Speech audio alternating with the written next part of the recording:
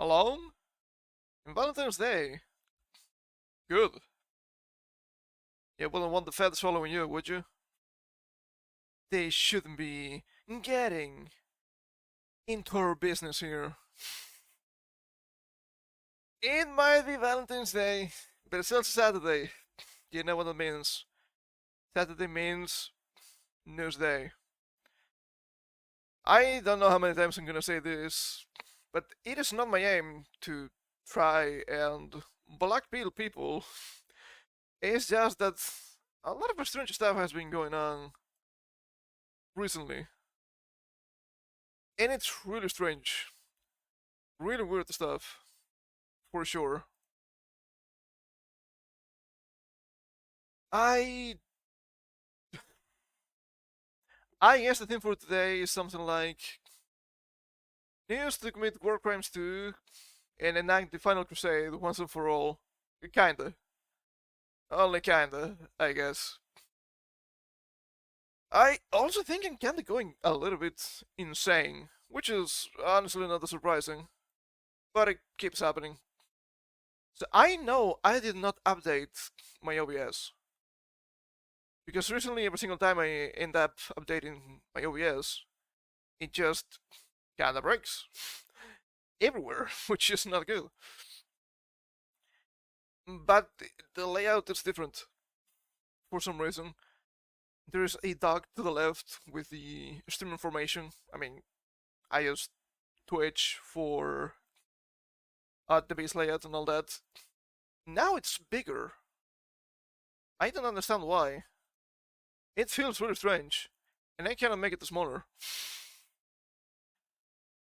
Am I going insane? I might as well be. It is really strange. So I wonder what's going on with that. I bet nothing. I bet I'm just mistaken. I bet it just made this silly haha funny. Perhaps. Or maybe not. Who knows? Let us go to, I guess, mysterious Pokemon music that reminds me life is worth living. It's probably the best for today. Why is always the first one Azalea Town? It's not a bad song, but a little bit repetitive.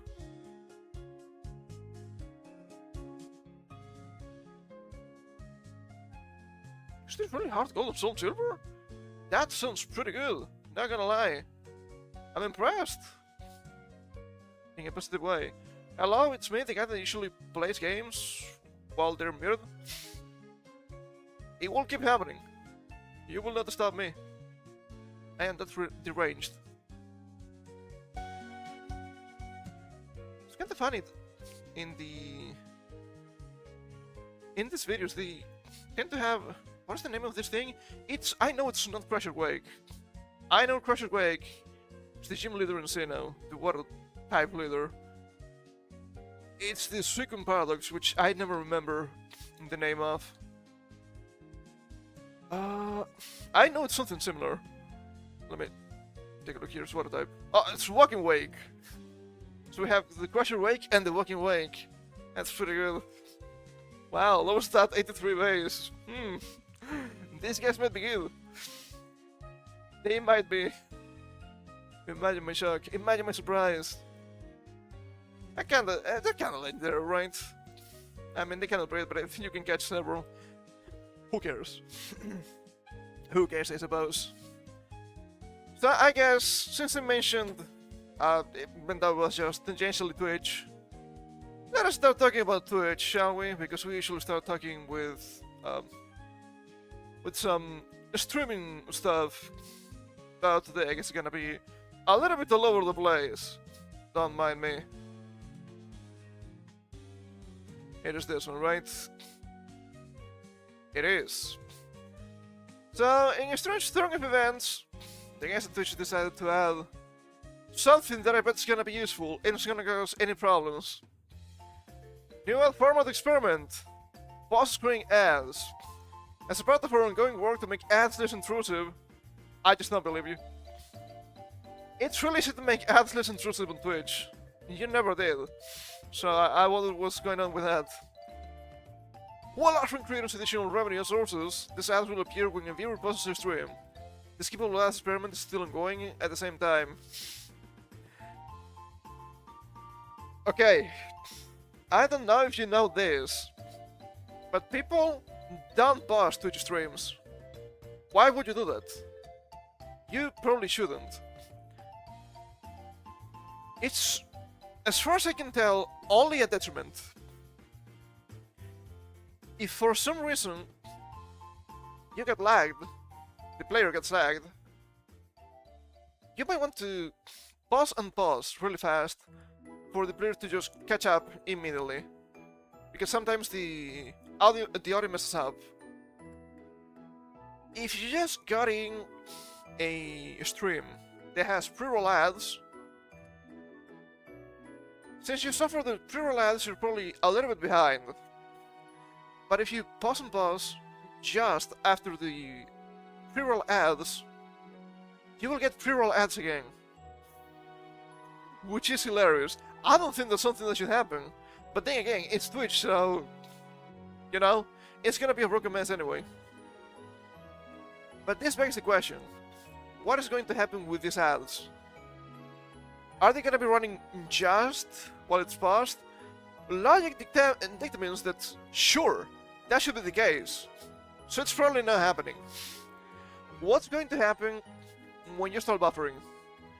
That's kinda similar to being paused. Are you gonna get ads while it's buffering? What kind of YouTube experience is this, right? And...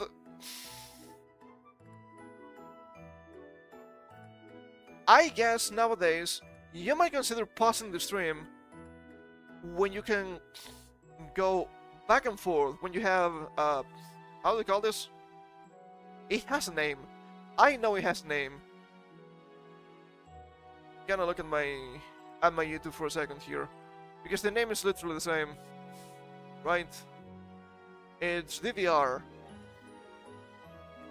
If you have the DVR enabled, you might consider pausing. Just it's easier to go to the bathroom and whatnot, and you can catch up with the player at times 0.15 speed or something like that. You can only do that if you're subbed. If you're subbed, you don't get ads. This seems really stupid. I don't know how, but this is gonna break Twitch. It's gonna be really intrusive, and it's gonna be really annoying. So good job. Of course, we have here Flork. Is today about fucking decision day or something? It is. It is. What are they talking here? I don't think I've seen this one. Let's take a look. From Dance Gaming. Well, I appreciate the attempt to make ads less intrusive. This will accomplish much as the viewer will be 30 seconds to 6 minutes behind the live on pause. As that play without removing the stream would be ideal, like if the stream could still be watched / heard while the ad played. I don't think this guy understood what's going on here. Maybe I'm stupid. Maybe I am the stupid one, and I didn't understand this. Ads less intrusive. These ads will appear when a viewer pauses the stream. It's not that the stream will pause for you when you watch ads. It's the opposite, right? I know how to read, right? I think that's correct. The clarification here probably makes sense. The experiment features ads at the bottom and side of your stream. No video audio will be playing.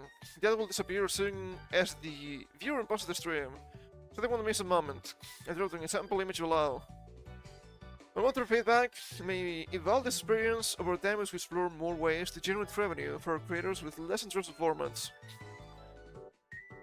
Okay. I've already been seeing this for more than a month. It's usually a really intrusive Twitch ad for Twitch Turbo after you get ads. This is a problem. This is a big problem. I understand why they do this, because it would be too easy to tamper with it otherwise. But it's inside the player. So this big screen here, as we can see, up to here, is the player, but the actual image is smaller because they add the ads to the player. Because if you didn't, you could just outblock, boop, it's out. Good job. And they will never allow that. The problem is, the player might break when they do this. And I know because it happened to me. So I don't know about that. So not only you get ads right now, well, if you're watching normally, not only you get ads, but after the ads end, you get something like this, but shit in turbo. And I'm like, no. Why would they pay you people? I don't think you deserve it, and I don't think they do. Going to make ads less intrusive, makes ads appear while viewers pause stream. Everyone dislike that. I don't think it's a bad idea. In a vacuum. I just don't think it's a bad idea. The problem here is that they don't understand what Twitch is or how people use Twitch. Which, to some extent, it's just hilarious. Not surprising. But hilarious nonetheless.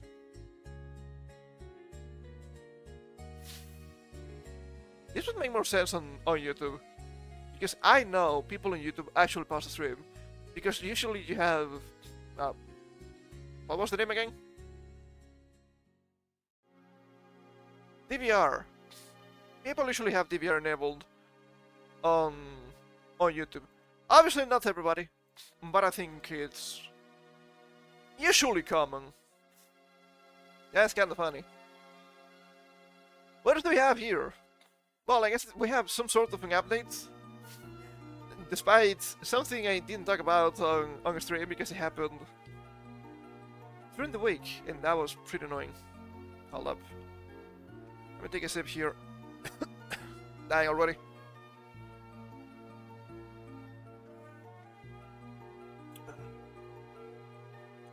Not too much garlic.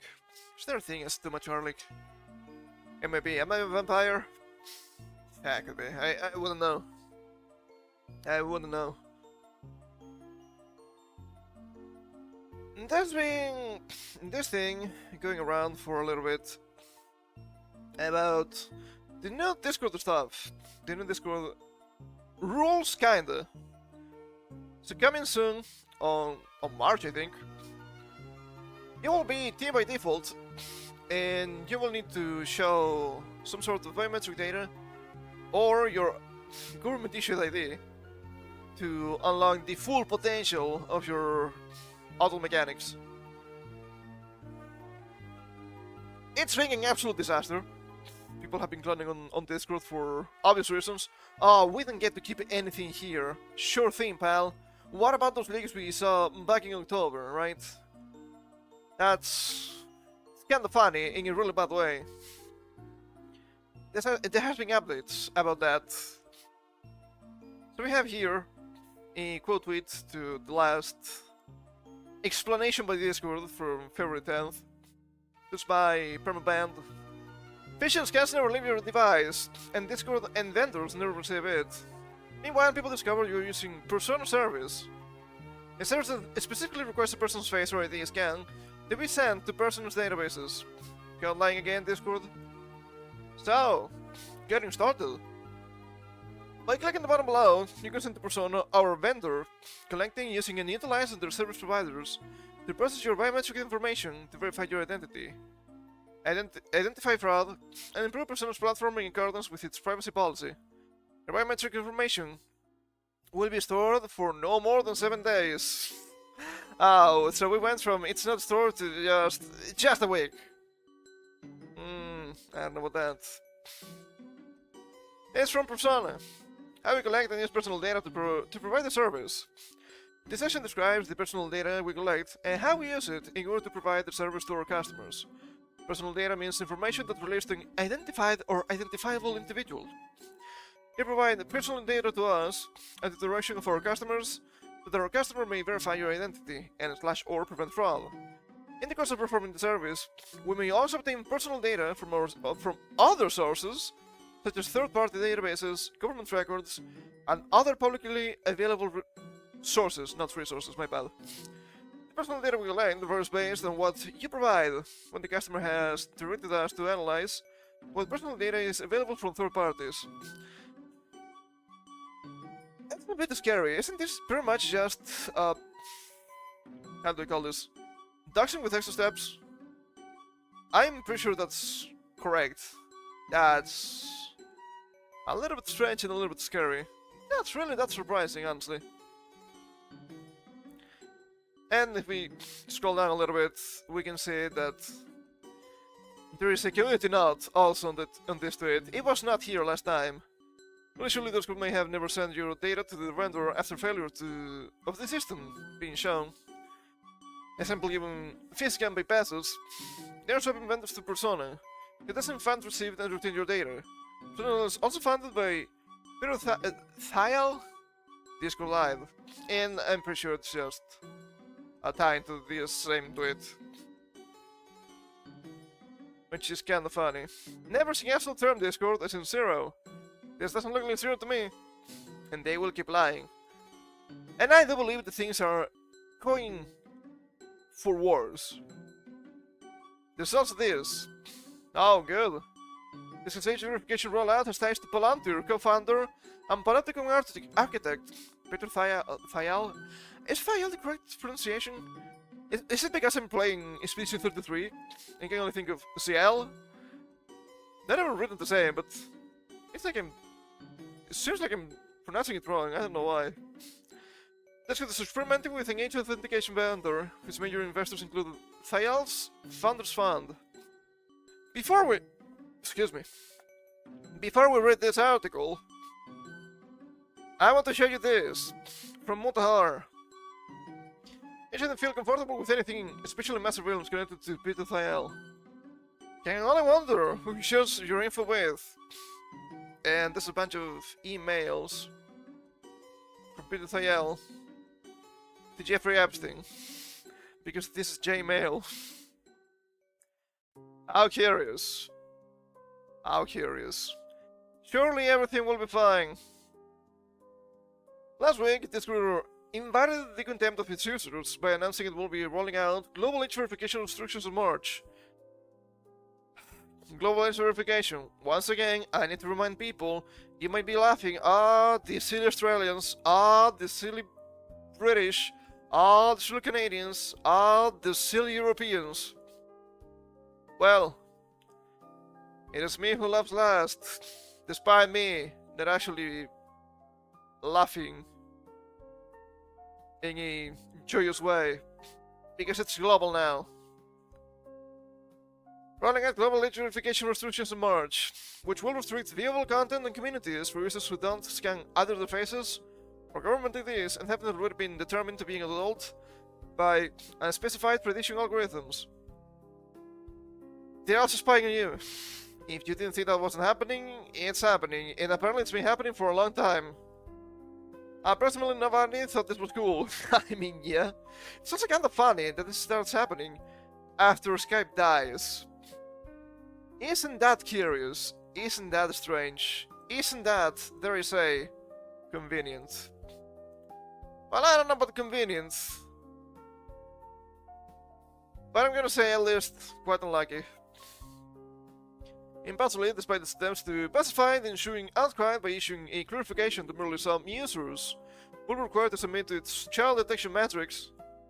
Only some, but I guess they get to decide. This has managed to make the rollout of its global age assurance policy seem even crimier.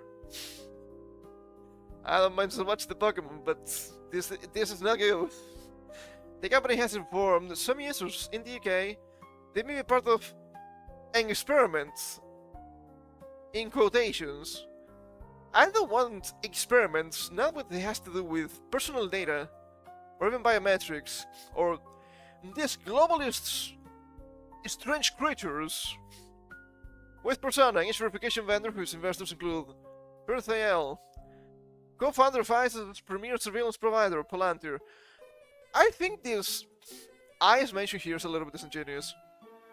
Not because it's incorrect, I'm not actually sure if it's correct or not, but because, despite being winter and despite the name being ice, this is a really hot topic at this point.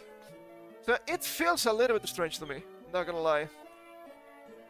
It's not so much it's about eyes, it's more about it's not just eyes, it's being implemented in a lot of governments, or through a lot of governments, I guess would be more correct.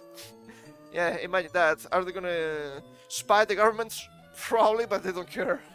Problems when the government spies on you, of course. And it has a lot of strange stuff around it. I haven't gotten into the Palantir rabbit hole, but everything I've heard was always bad. And this is the Crusade insurance policy announcement. Reports began bubbling up on social media from users in the UK, where this girl already requires age verification as a result of its 2025 Online Safety Act. Don't you feel safe now? Don't you feel really safe now? Why don't you think it to the children? Huh, hold up, how curious. I didn't make the connection in the beginning, but it's kinda funny, in a really morbid way. We're presented with prompts to consent to each verification processed by the company persona. Now regarding to the games, I guess I don't like the company either. Sure enough, this could support an article describing its age verification process and features a disclaimer informing key users that they may be part of an experiment where your information will be processed by an age assurance vendor, persona. I'm assuming, I'm not sure. I'm just trying to tie the information I have. I'm assuming this screenshot from band was made by herself. I think this is a woman. I don't think she lives in the UK. I'm pretty sure she lives in China. So this might be a lie, because I don't think it's just the UK, not anymore at least. If it's not China, I'm pretty sure it's at the very least Southeast Asia. And while this group has briefly insisted that facial age verification recordings will only be stored and processed locally, the nurse about persona says that the information you submit will be temporarily stored for up to 7 days, then deleted. Then deleted. Surely they will. Surely. And some users have speculated that Discord is testing alternate age verification providers because KID, its primary age authentication partner, has proven susceptible to creative workarounds. Is this? Yes, yes it is. You can just use Gmod or normal readers if you want. Discord doesn't specify when some users will be processed by persona instead. Huh. I thought they just changed the vendor for everybody, but I guess just selected people.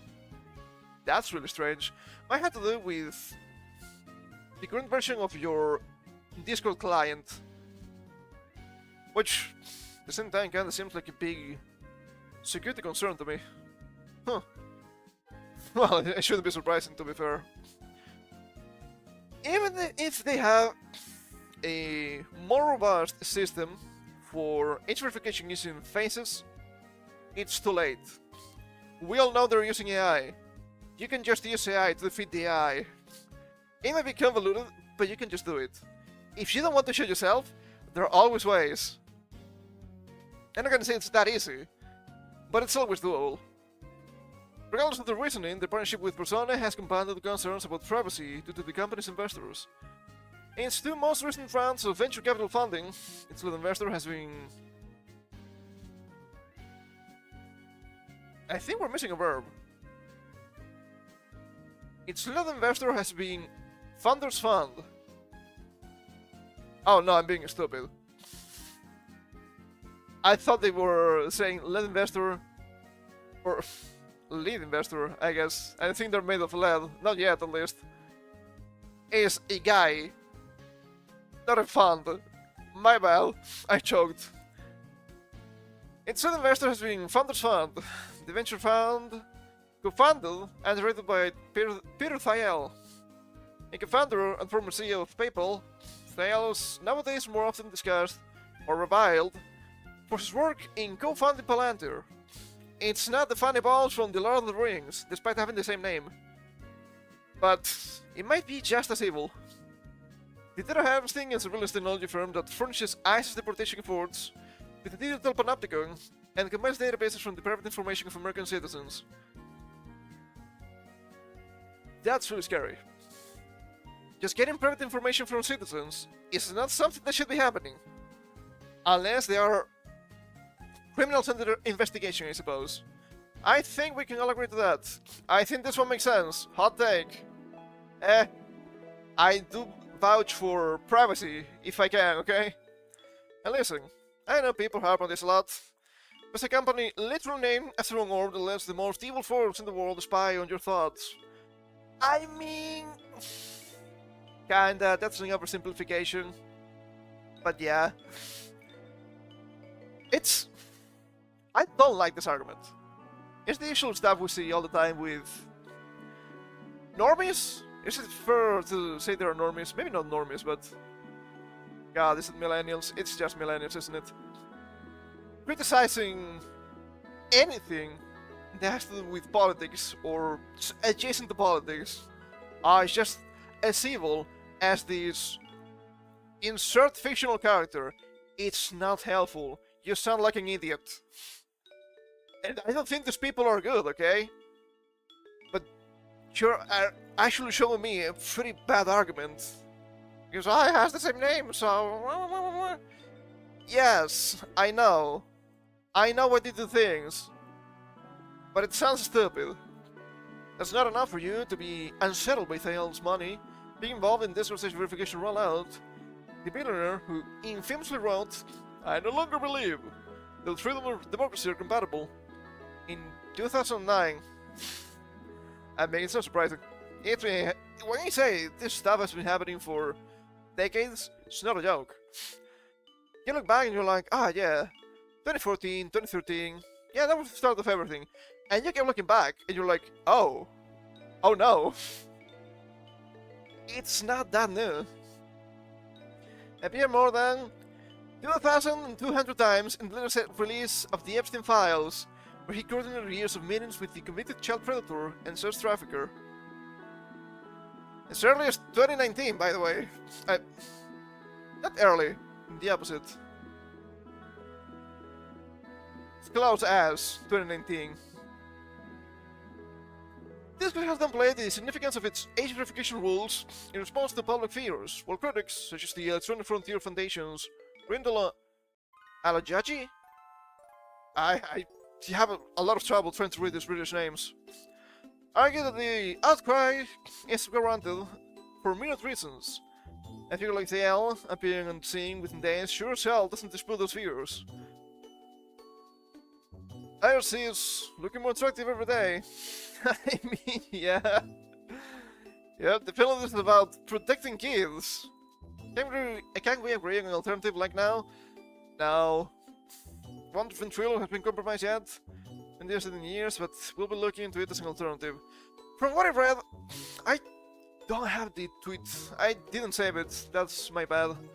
I do believe it had a pretty nice explanation about all of this. It's not going to stop. It's not just Discord being, just a bunch of silly goofs. It is a little bit silly, I will agree, that they're rolling this globally when they don't need to. But it's not just about... It's not a goof, right? It's not, it's just Discord. No, of course the main problem here, if we scroll a little bit, it's a government. And not just a government, but a multitude of governments. Because of the Online Safety Act. It doesn't matter the platform. As long as the UK has the Online Safety Act, platforms will need to add some sort of age verification. If more countries keep adding similar laws like the Online Safety Act, like Australia, like several countries in Europe, I guess a recent example was Spain? I think also France, but I'm not sure. I swear it was France, maybe it was Germany. I didn't say that tweet, and now I'm a little bit in pain. We've also seen this trend to be pushed in several states in the US. It's gonna become more normalized, so more and more platforms will need to add these age assurance policies. How do we fix this? I have no idea. Because I don't think this is even a partisan issue. I wish it was that simple. It's a partisan issue, just vote for the other guys. No, not really. I do believe that there is a wing. There's a wing that has a more obvious interest into pushing this, but it's not like the other wing is telling them, you know what, fuck you, no. They're gonna be like, you know what, maybe we should protect the kids. And like, yeah, how about you actually protect the kids for once? Okay? Because let us be real, this has never been about protecting the kids. Though, it's not surprising when some governments consider kids to be their property. I'm like, oh, do you like China? No, thank goodness. You get Soviet Russia. Is it different? Is it worse? I don't know, it's still bad, I don't like it. Because, of course, oh my goodness, these kids are going into this world while being too young. And as I mentioned before, okay, sure, this is a man-made problem, this is a family-made problem, and this is a parent-made problem. As of right now, mid-February 2026, it's Valentine's Day, by the way. Happy Valentine's! People cannot just connect to the internet on their own. Not with their minds, they didn't come yet with prepackaged chips on their brains. You need a device. Computer, a phone, or a tablet. They're the most common devices. Sure, nowadays you have video consoles with internet connection, so there are more caveats, I suppose. You need to provide those devices to the kids, and an internet connection for them to get into the internet. It has such an easy fix. And I want to be generous, right? Because I understand that the world we live in, especially nowadays, is far more dangerous than when I was a kid. It's not something I like to say a lot, but it's the cruel reality we live in. And you might consider, well, but maybe my kid being young, when I say young, I mean younger than 16, usually. So these kids might need phones, just for security reasons. Okay, that's fine. It doesn't have to be a smartphone. It can be just an old phone. You can call, you can send messages, and that's it. It's fine. They are still around. I know because my brother-in-law has one, okay? It's not a little kid, for obvious reasons. And they still work, and that's fine. But then again, nowadays parenting, it's so difficult. You know, kids can be annoying, so just give them a big screen and call it a day. Well, I don't think that's good.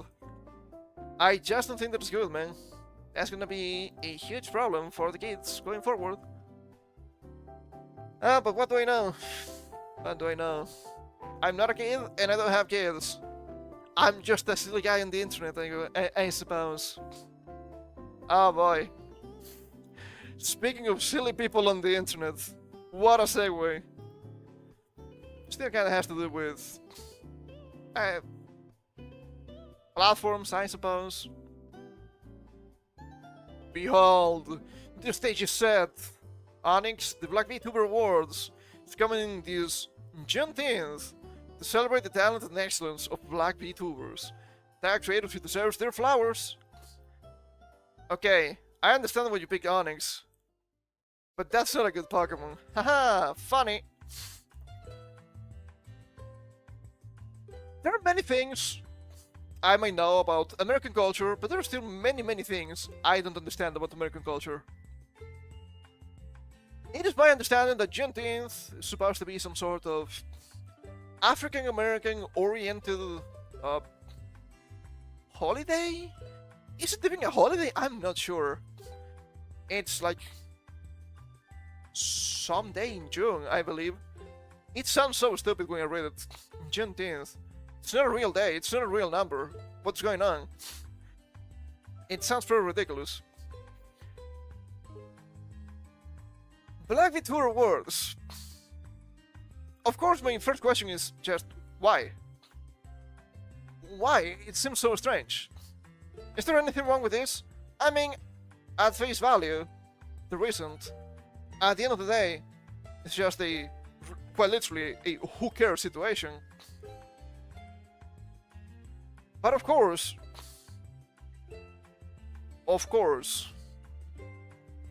do we slow the replies a little bit? We might. LOL, Lamel.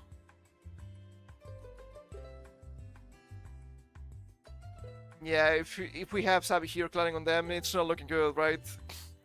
It's not looking good. Of course. Some people decide to do the funny haha.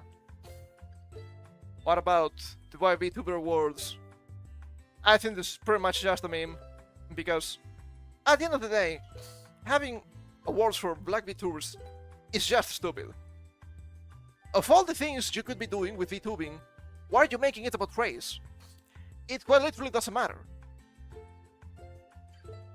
It's the great equalizer to some degree, right? Because it's just about your ability to entertain without your physical appearance mattering. Why do you have to do this song and dance every single time?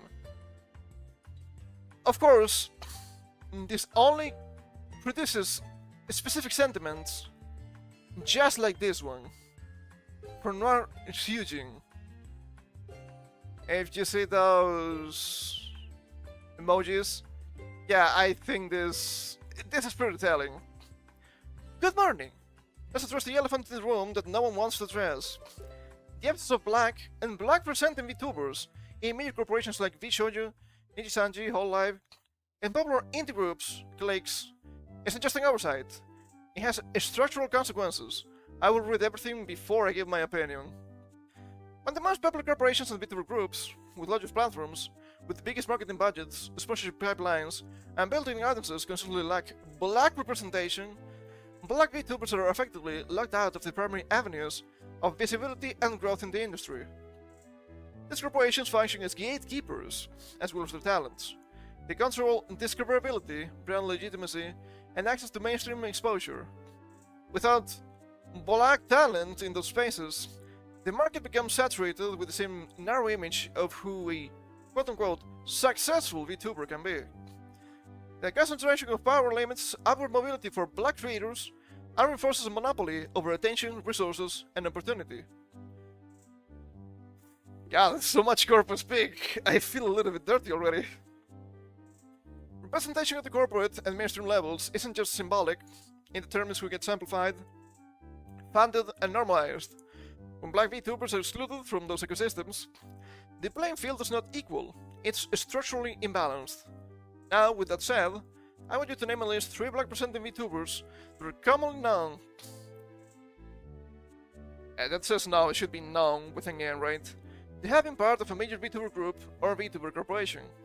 The answer to this question is why we have to create our own spaces to be seen. Is this just DEI in VTubing? It kinda feels like it. It's deranged.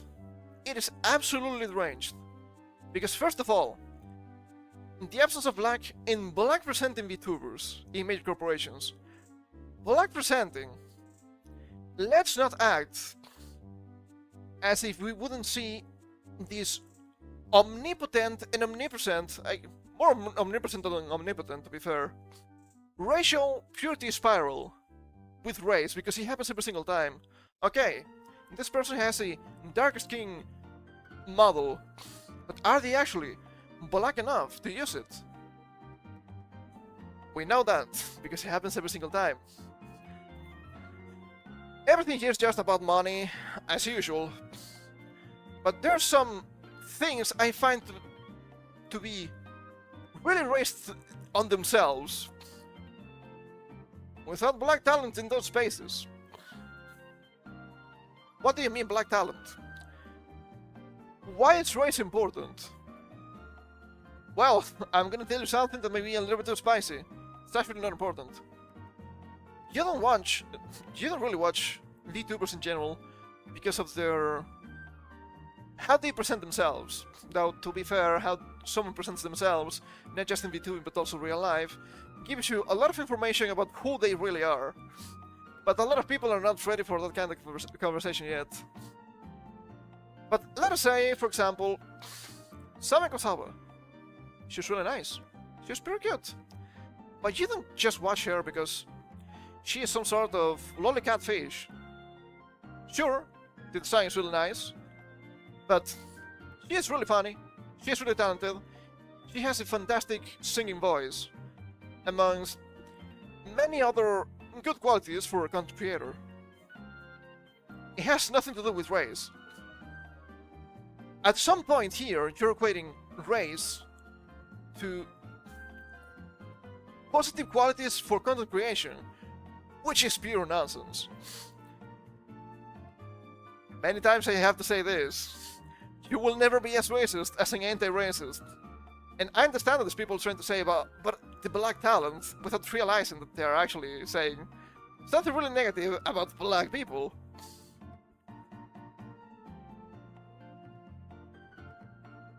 Why does it matter?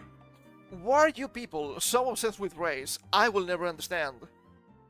People behind the mask can be whatever. It's really funny because this kinda implies to some extent, just to some extent, I don't think it's the intention necessarily, that popular and big VTubers happen to be white.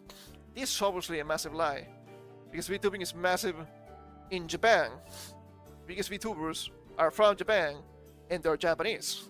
Japanese people are not white. You just have people like Iron Mouse, massive indie. Right now, she was in Bishoujo. Bishoujo decided to commit ritual harakiri. She's from Puerto Rico. Aren't they Latinos? I'm pretty sure that's the case. This is the cruel truth of the matter. If you don't see big black VTubers, it's because there's not a single one that's good enough. And not saying this because they are black, okay? I'm saying this because it's really competitive. It's a really specific niche within a niche, okay? Streaming is already niche, but VTubing is also a niche in streaming. So it's actually really difficult to become big.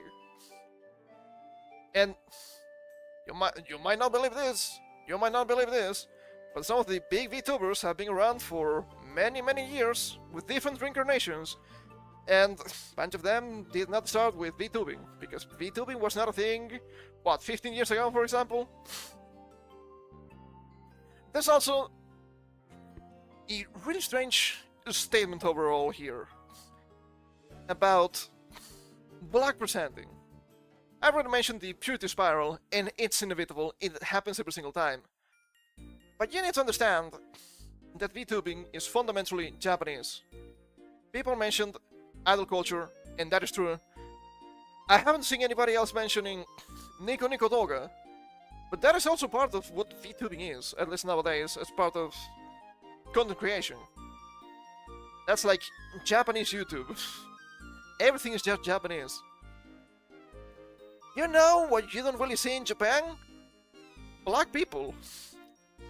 So, of course, you won't really see, I guess, black presenting models, because that's not the norm for them. And when you see, dark skinned ones are usually ghetto themed. And there's nothing wrong with that. But then again, you're trying to bring race into something that's not about race. If you're good enough and you grind it, you should get a following. And you should get big, or at least big enough, I suppose. It's not a big deal. Stop making everything about race. That's why people are exhausted with this. Everything has to be race politics. And people are sick of this. And it's not like you don't have black VTubers. And you got a sample of this was, for example, Tomoe. Tomoe's half black and everyone loves her. She wouldn't know it because she doesn't make her race her identity. But I mean, lack of personal success in skin color and representation is just as dumb as male VTubers who complain about gender. If you're entertaining, people will watch. Yes, I followed black content creators before. Not because they're black, but because they're fun. It's not a big deal. I don't understand how this is such a big deal. I don't understand how this is a problem. But of course, you can never be pure enough. Of course, people come weighing in. Her whole identity is American patriotism and appeasing a right-leaning audience. The hell you talking about? Everything has to be about politics. Everything has to be about some sort of strange divide that's omnipresent. Again, it's so annoying. So much for stop bringing politics into content creation. Then again, we have this. Absolutely, gender and race to play a role. Literally, VTubing had a ton of carryover from 4chan, which famously love minorities, right? Literally, VTubing had a ton of carryover from 4chan. Because people were laughing at whole life girls saying or singing the N-word while playing GTA 5. Yeah, it's not a clip you can show in many places, to be fair. Not only that, but the most popular black VTuber, Kenji, literally uses white model because he couldn't get a black model. If he had a black model, you would be complaining about it, I bet. Because Kenji, as far as I understand it, is a monkey. He's some sort of monkey man.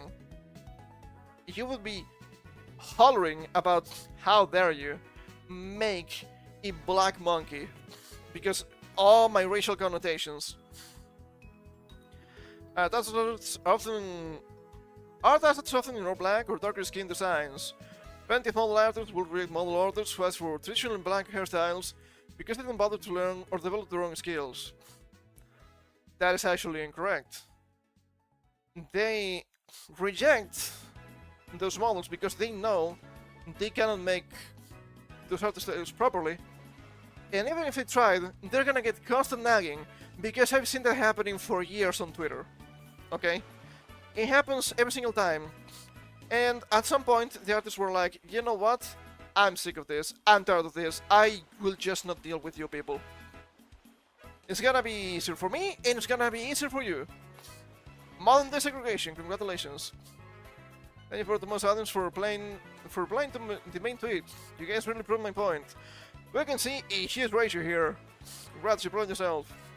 You can be half black if you like your nation, and don't hate half the country. What are you talking about? Go inside. Oh, where they said that she can't be half black. You're clearly bitching about it anyway.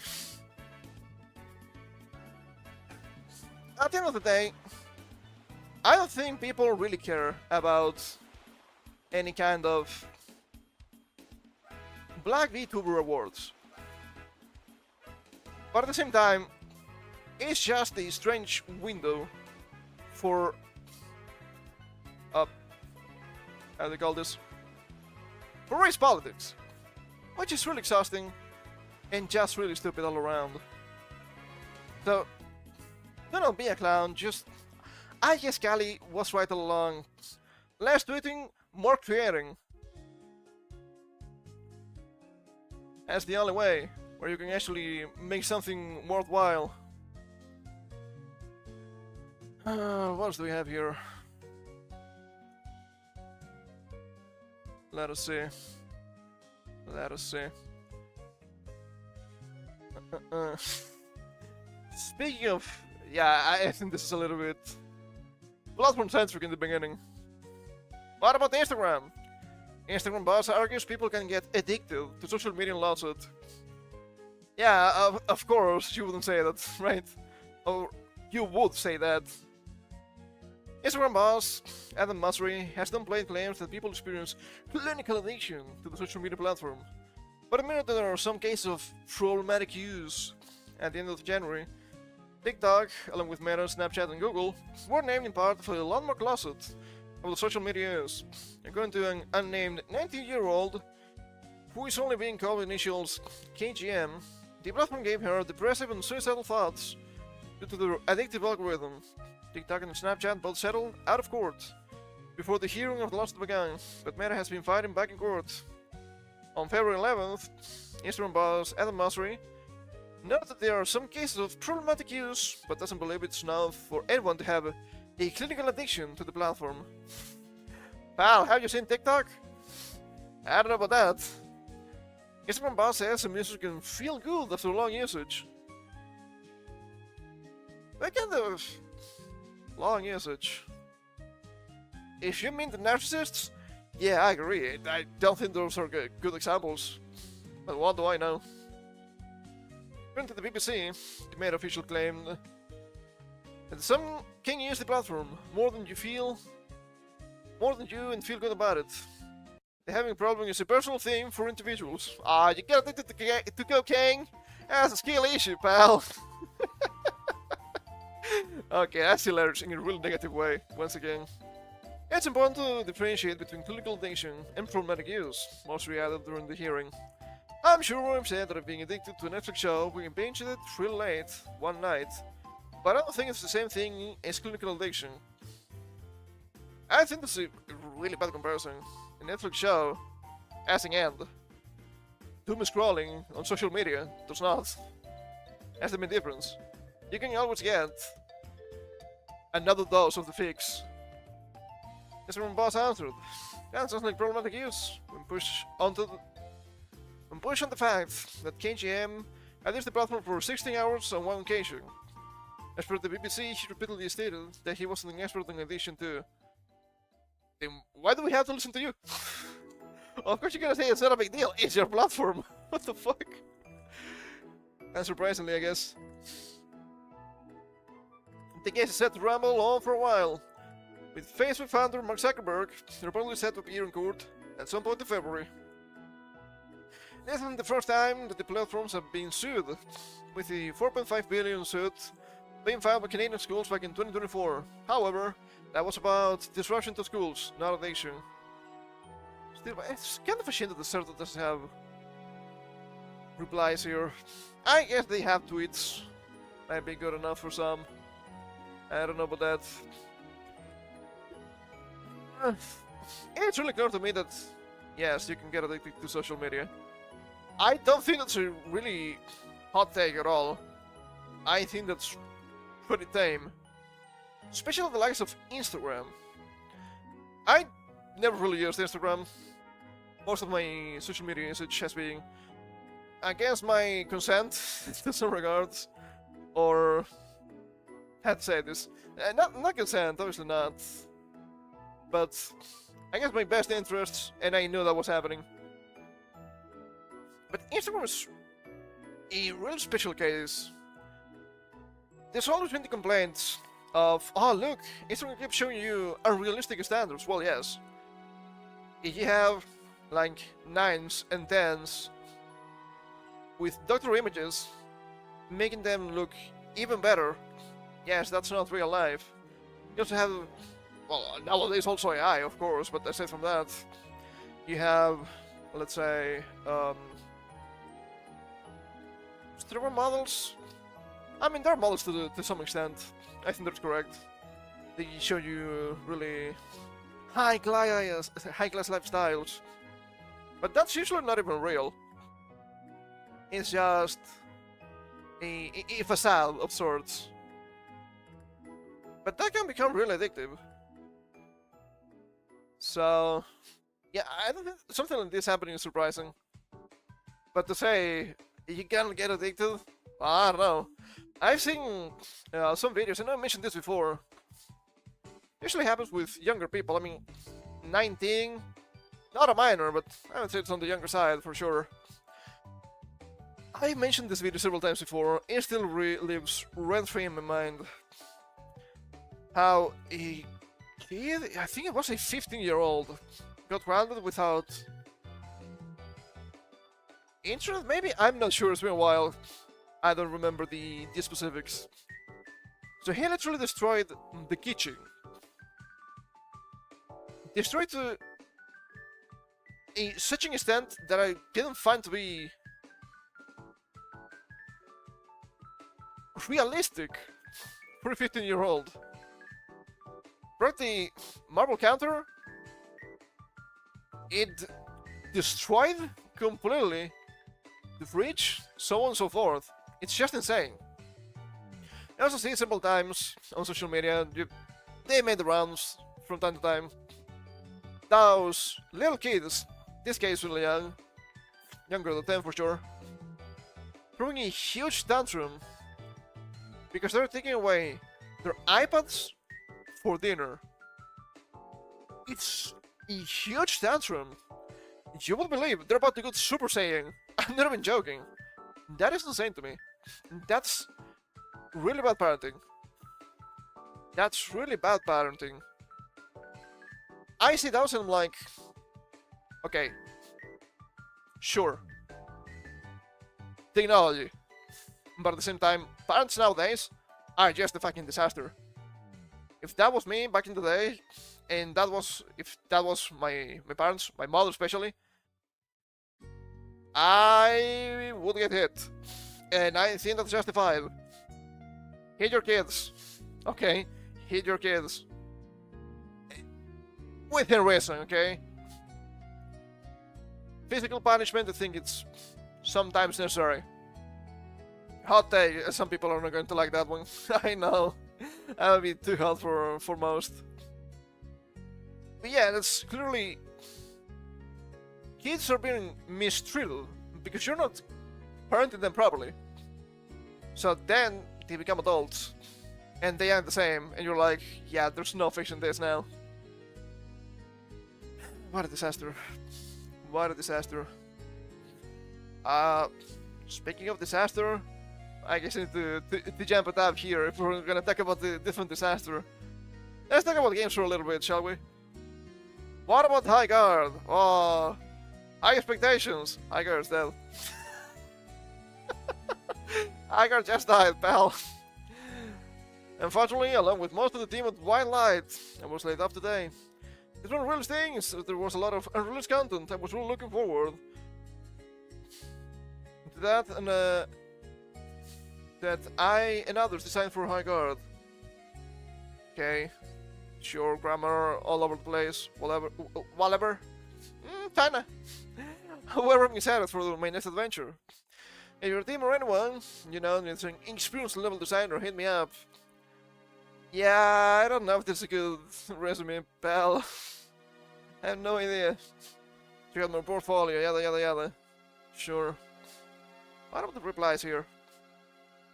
How many times the countless developers have to suffer the disastrous consequences of someone pitching a PvP competitive multiplayer game featuring generic fantasy concept art looking characters? Everybody at this point knows that it's a study death sentence. I mean, it's been happening for a while. We need to start having serious conversations about this problem that's plaguing our industry.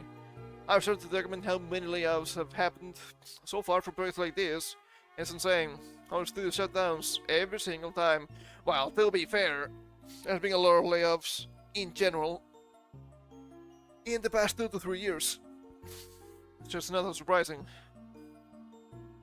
The game launched on Steam with an overwhelmingly negative rating, at one point showing around 70% positive reviews, partially due to factors related to the actual gameplay. As a free-to-play title, it has very little protection against review bombing, and the impact on perception can be massive. In practice, it only takes a download and a quick boot up to leave a review. Unfortunately, many players who might have enjoyed it likely never give it a chance.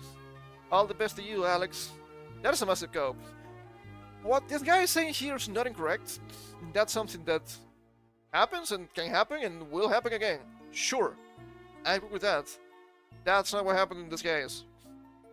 The game was bad. People tried it and people didn't like it. How do we know? Because the concurrent player base collapsed in days. It became like 5% of the player base. That's not a successful game. That's a fucking disaster. It was not going anywhere.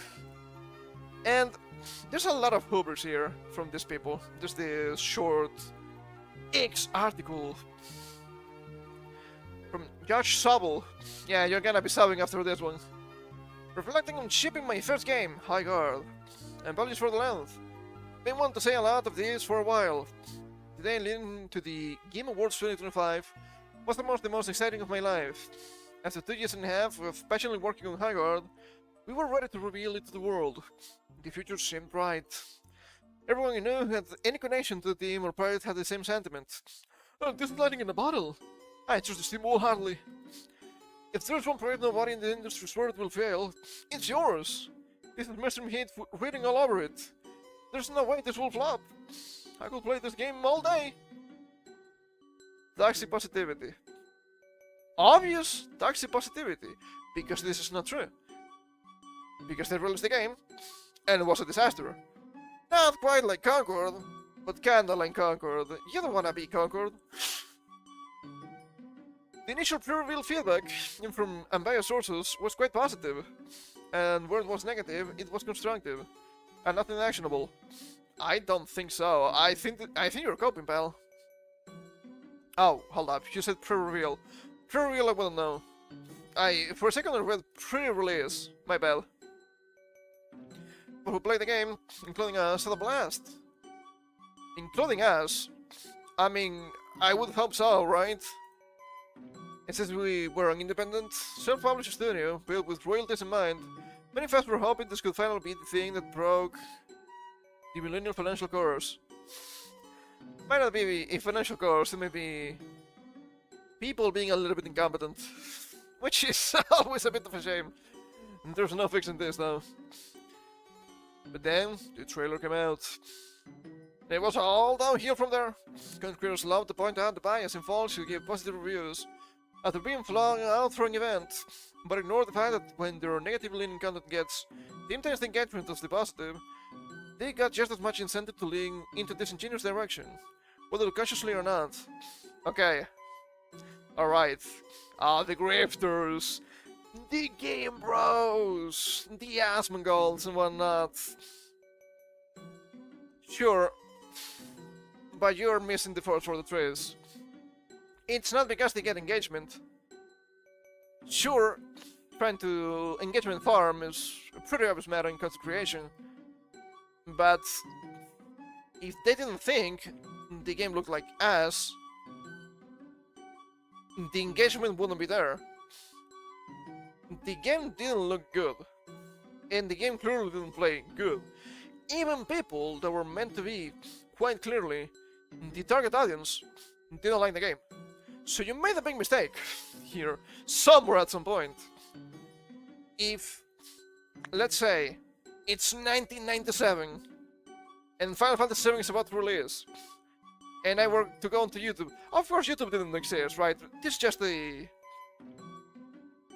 fictional scenario. And I was trying to convince people, look, this game looks like ass. People will be like, okay, you're a fucking idiot. The game looks fine, the game looks okay. Because people understand when something looks good or not. Okay? In an unspoken way. Believe it or not, they might not be able to verbalize it properly. But they understand when something is about to flop. And this was one such cases. High Guard didn't look good. You going on the silent treatment was not a good idea. You cannot shall drop the game when it was revealed in the Game Awards 2025. Now you have to keep feeding information to the people. At least you try and keep possible interest in the game. This is like PR 101. And I'm not good with PR, but I think it's pretty obvious. The game started immediately. In addition to dogpiling on the trailer, I personally came under fire due to my naivety on Twitter, which most of my now former co-workers had learned to avoid during their previous game launches. No, I'm not sure about that. Not saying anything was worse than saying something stupid in this case. I mean, you shouldn't be attacking the customer base, but you should be showing stuff about the game. Even if it was little, even if it was similar to the trailer, but you need to communicate a little bit. because when the game was about to release, people were like, okay, High Guard is about to release. Do they let us know? They haven't said anything. To set my Twitter account to private to protect my sanity, many content creators made videos and posts about me, and we covered this. Massive millions of views, and inadvertently sending hundreds of angry gamers into my replies. Okay, this is really congruent. If your account was private, they couldn't be your replies. So that's obviously a lie. Also, I don't think they were really angry gamers. I think they were just disaffected. And after seeing gaming for the past decade and a half, I think it's justified. They laughed at me for being proud of the game, telling me to get out of the McDonald's applications, and mocked me for listing having autism in my bio, which they seemed to think was evidence that the game will be woke trash. All of this was very emotionally taxing. I mean, I don't think it's a big deal if you actually have autism. It's gonna be real, but people are gonna see that, and they're gonna be like, okay, but why do we care? Why is this something important? I don't think this is important. It's not really that important, to be fair. It's not the autism itself, but the need to show your intersectional qualities. In this case, mental health. There's so much constructive criticism that can be and has been said about Tiger's trailer, marketing, and launch, but I don't think it's best documented on that. I don't think there's any way to know whether the launch would have fared better or worse without the massive spotlight that was thrown onto us in response to the Game Awards trailer placement. But we never got a chance. Now, you got a lot of advertisement, and that should be good. But advertisement only works as long as the game is good, or there's actually a game there. Very incongruent, as far as I understand it. The game itself, I mean. We're turned into young from minute one, largely due to false assumptions about the $1 million ad placement, which even prominent journalism began to state as fact. Well, no. People were not saying, did you actually spend that amount of money? People were saying, that's the usual cost for the Game Awards, which is not incorrect. But the minutes was decided. This game was dead on arrival, and creators now had free range made content for a month. The game was dead on arrival because people are tired of these types of games. You're not offering anything new, right? People mention this a lot with MMOs, because the concept of the WoW killer. Okay, but how are you gonna kill WoW when you don't really offer anything new, right? WoW was a pretty old game at this point. More than 20 years, I think. This was released like 2003? I think so, right? Hold up. Press release. Oh, my bad. 2004, I was close. More than 20 years. If you release a new game, it better be really good or offer unique stuff. You can't offer the bare minimum when WoW has 22 years of updates. This is the same, right? Why would you play High Guard when you could be playing, I don't know, other similar games like, I suppose, Fortnite, Apex Legends, and Valorant, which have been around for more, so they have more updates, and that means they have more content. And chances are, especially with Fortnite, you have been playing for longer, so you actually spent money on that, and you'd rather keep that because of some sort of sunken cost fallacy or whatnot. I think that makes sense. So you need to offer something really unique or really good to counteract that. Was it the case? Doesn't seem to be the case. I mean, the company died, so yeah, pretty well. Every one of our videos on social media got them voted to hell. Comment sections were flooded with copy-paste, meme phrases such as Conquer 2 and Titanfall 3 dead for this. At launch, we received over 14,000 review bombs from users with less than an hour of playtime. Many didn't even finish the required tutorial. Okay. Many.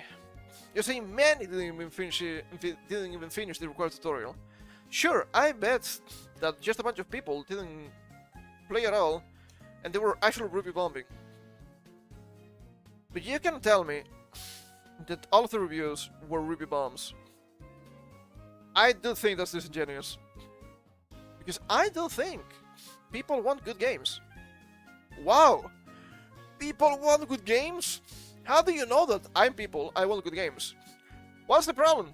They are not giving me good games. The games they give me are usually bad. They're usually worse than games from 10, 15, even 20 years ago. In some cases, they even look worse.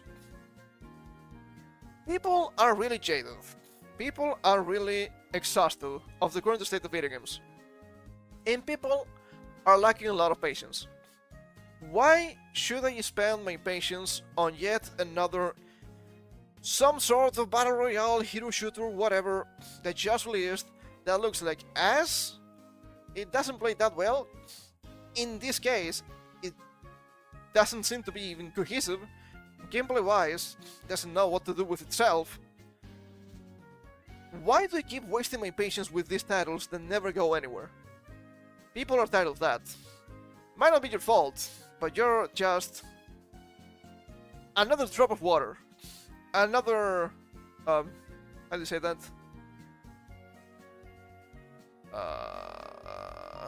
Another straw, right? And some camel's backs are actually breaking. It's not your fault, it's compounding factors. But do not kill yourself.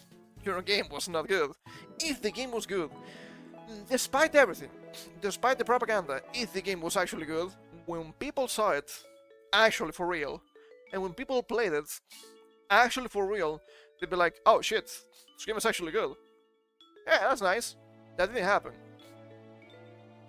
You're antagonizing the gamers. That seems like a bad idea. But it's not surprising.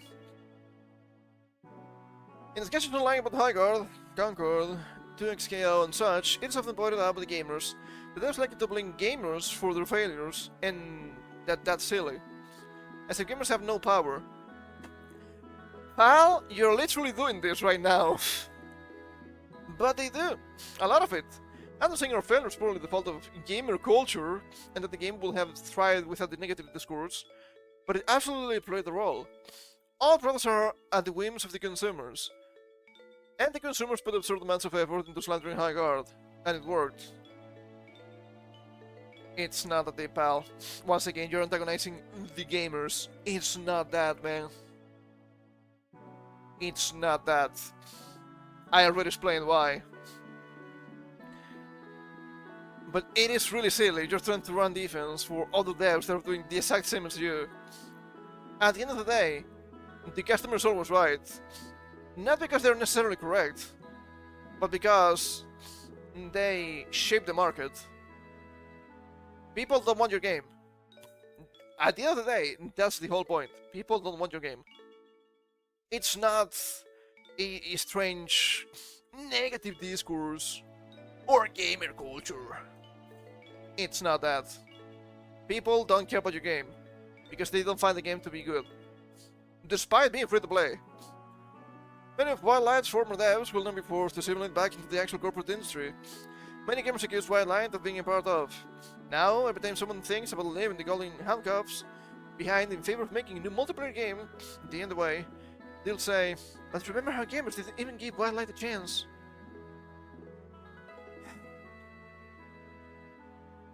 Oh, woe is me. Oh, woe is me. Fuck you, pal. I'm getting tired of your narcissism to some extent. People are kind of fucking tired of multiplayer games anyway. So if the spread continues, that will be left are corporations, at least in the multiplayer space. Innovation is in life support. You say that as if you actually made something new / good. You didn't. You did not. If it was new, if it was good, if it was actually fresh, people will play it. But you didn't. You can only blame yourself. It will never stop being hilarious to me. And of course, the replies are, Oh, there's still more. I thought that was the end because I saw an image. My bad. Yeah, still more. My bad. Even High Art had a rocky launch, our independent, self-published, dev-led studio, full of passionate people, just trying to make a fun game, with zero AI and zero corporate oversight. Deserve better than this. It is not for you to decide. We deserve the bare minimum of not having our downfall be gleefully manifested.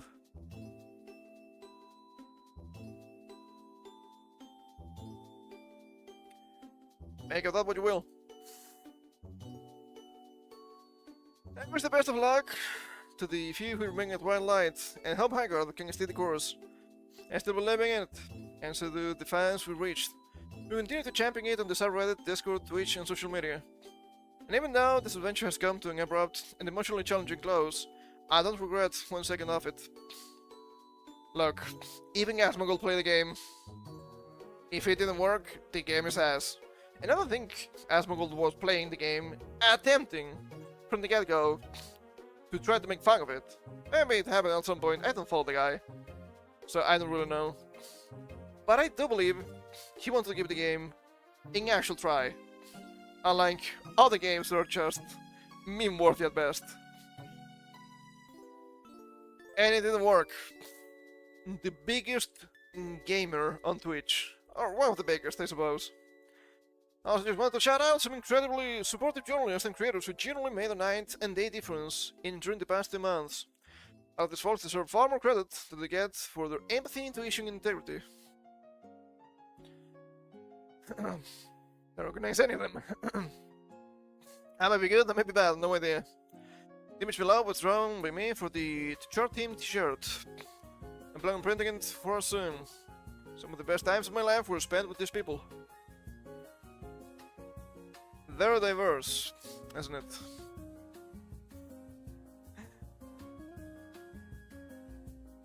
I don't care about diversity. I care about competence. Hot take nowadays. Ooh, 2.4 thousand replies, 2.6 thousand likes. Rough. Yes, from Sabi. She loves to yap. God fucking damn it. Thank you for a minute toxic positivity, isn't that the killer? The truth is, you guys were high on your own farts. People pooped on it because it was bad. It was generic. Looks like you outsourced everything to people who just buy assets. Whew, rough. People giving you positive encouragement lied. Nothing but the skins, and nothing is stopping them from playing. Yet. The game's still live, but not for long, I bet. Nothing is stopping every person who likes this tweet from playing and buying the app in purchases. The in-app purchases. But it isn't happening. So yes, bad to the meal with you because you need to be told what to do by another company. Churning for the investors to which you will eventually be laid off there again as well. You... I think there's something missing here, I'm not sure. You can cry about negativity... you can cry about negativity, but you'll never improve if you don't actually ask why it happened. And you don't want to ask why it happened, because then you might cry, because God forbid someone tells you what was made is unappealing. It's just that it's unappealing. People don't want to play it. Is it a broken mess? Maybe not. From a technical standpoint, might be okay. But it's boring. People don't like it. If I put your mounts next to other mounts like the Assassin's Creed Shadows ones, I cannot tell the difference which is for what game. To be fair, that's been happening for a while with games. I don't think that's good either. I can tell you suddenly where you went wrong, but I highly doubt you'd accept it. True. Reflecting in high guard doesn't reflect at all. Just blames gamers again. Fair to learn anything in such cases. Oh, there's Endymion down below. Okay, 2 more. This one and Endymions. I speak for 90% of gamers when you say, find a new institute to work in. Or sick of the blood saves in these slop games. You toxic positive leftists keep shitting out, god damn it, this game is rabid. Creative for Western devs. If you want to have a job and not to starve in the streets, make games for gamers. Us, not for you.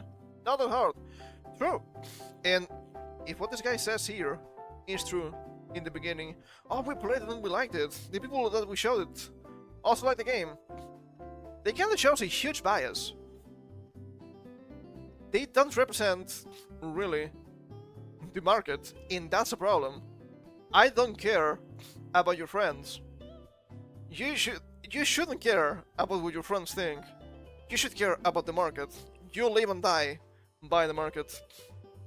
What about them being, oh my god, this guy loves to yap too, I guess. Wrong knew had any connection to the team or Pride had the same sentiments. This lightning in the bottle, yeah, that quote. There's toxic positivity, ring its head like always. If no one is able to critique things due to fear of being ostracized or attacked, you end up with something that is made by in an echo chamber. You can blame anyone but the game for its response. However, Arcades proves the AAA to indie pipeline can work. Many of the multiplayer games, or just indie games in general, do too. Schedule 1, Revo, Stardew Valley, Mugenics, Skin from Tarkov, Dispatch, Blueprints, Clarobscure, The Alters, everything Supergiant Games. Supergiant Games has made ever. The list goes on. Unfortunately, Highguard just wasn't it. You can blame content creators all you want, but remember, it wasn't just what you would call grifters who made content saying your game was bad. It was everyone across the spectrum. You need to ask yourself why that is. Also, wow trash? I never heard anyone calling this game that at all. That is true. I didn't read a lot about Highguard, but I didn't really see people saying, ah, this is le woke trash. No, people were saying it was bland and boring, which is not the same. Never had anyone call this game that at all. And Inspired Art Design maybe, but there's nothing woke here at all. That we know of, at least. Then give you guys ideas on how to fix your game in videos. And you saw that through. I doubt you said that. No. Guess again, you're just saying things at this point. You're angry, I get that. But this entire post comes off as childish to me. It is very childish, it's just throwing a tantrum. Toxic positivity claims another one again. And it won't be the last time. Think of that. But let's be real. You'll probably block me, because clearly you guys had true criticism thrown your way. It is how you respond to real life playtests. Oh well. Sucks to suck. Sucks to suck.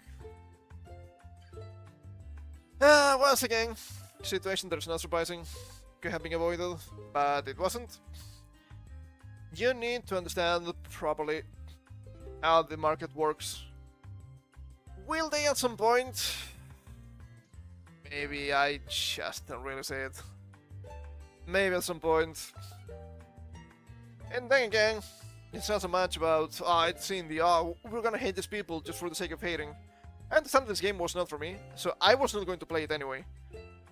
But if you have the target audience not liking the game for what it is, you made a huge mistake. And instead of taking a couple of steps back and see the disconnect between the target audience and the product and be like, okay, how can we bridge the gap? And you're just like, it's just the toxic gamers. You lost the plot. You lost the plot, and honestly, I just don't care anymore. You can have been reasonable, but you're not. Once again, people are tired, people don't have any patience. You don't want to see the criticism? You want to bitch about it? Cool, fuck you. Get laid off, dumbass. People have been jaded for way too long, and I get it, it will keep happening. I need to blow my nose, give me a second.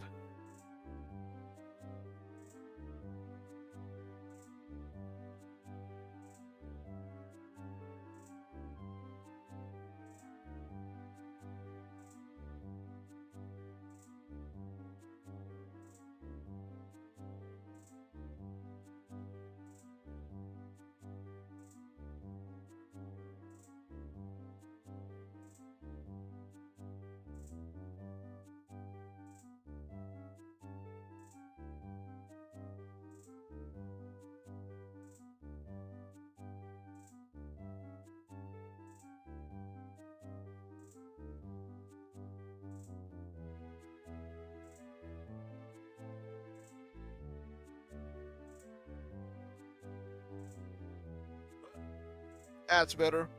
Not perfect, but better. But I guess this is not just the only problem with video games nowadays. It's also this article here. Young gamers in Japan may not be forming the same attachment to Final Fantasy or Dragon Quest because modern dev cycles, as long as their childhood, users theorize. That's a big problem. Dev cycles have become way too massive. And since going back to older platforms, at least nowadays, is actually really difficult. You have a kind of a two-pronged problem with these long cycles. First, as they mention here, people will not get attached so much to these IPs. It's probably gonna be giving us an example here at some point. Final Fantasy VII released in 1997 and Final Fantasy X released in 2001. That means 4 games in 4 years. That's a lot of games in 4 years, and the games were good. Nowadays you need to wait, what, 9 years for a new game? Yeah. From 10 to 19. There's no way you're gonna be attached. Rarely, I suppose. You need to go back. Kinda excuses a little bit more the remake culture we live in, which I don't think is good either, because it's such an easy and cheap way to take your money while giving you something that's not necessarily better. And there's the other problem. You know how much the market changes in 5 years? It's a lot. So maybe when you started making a game in 2018, the market was in a positive way for... the reception was positive for such a game. But then you release the game in 2025, and it collapses. Kinda what happened to Concord, to some extent.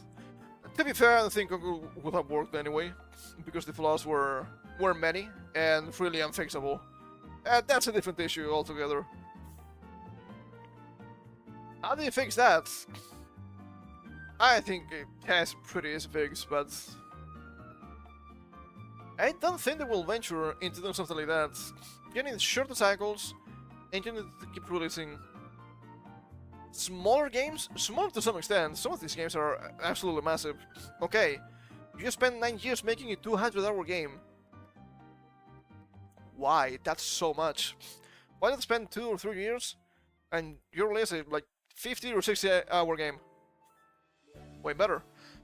Also, there's a lot of obsession with HD graphics nowadays. I don't think it's such a big deal. Have you seen the kind of shitty games they play? Come on, man. About the graphics, who gives a fuck?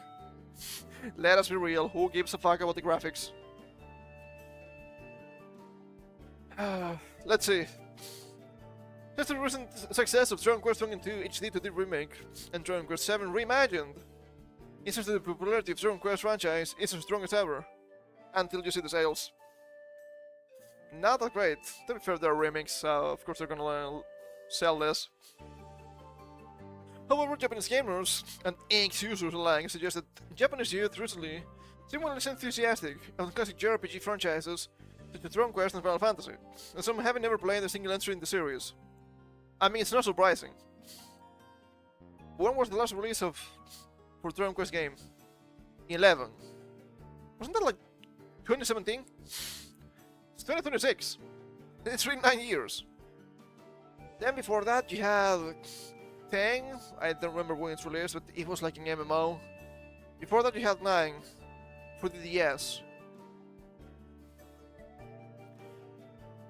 You got pretty much 2 games in 15 years. Give or take. Yeah, you're not gonna be attached at all. It would be difficult. Sure, you got the DS remakes and whatnot, but still. Noise translation. Me, Dragon Quest has been getting a lot of attention lately, with all the remakes. Maybe you were taking Final Fantasy in terms of popularity. Come to think of it, which franchise does the younger crowd prefer, Dragon Quest or Final Fantasy? I'll ask them. Answer A, Pokemon. Answer B, Pokemon. Answer C, Pokemon. Answer D, Pokemon. I've never played Dragon Quest or Final Fantasy. And despite the obviously bad quality of new Pokemon games, they keep releasing a lot of them. So they're still there. I guess that kinda works. Game artist and manga author Noriba initiated the discussion on their personal X account.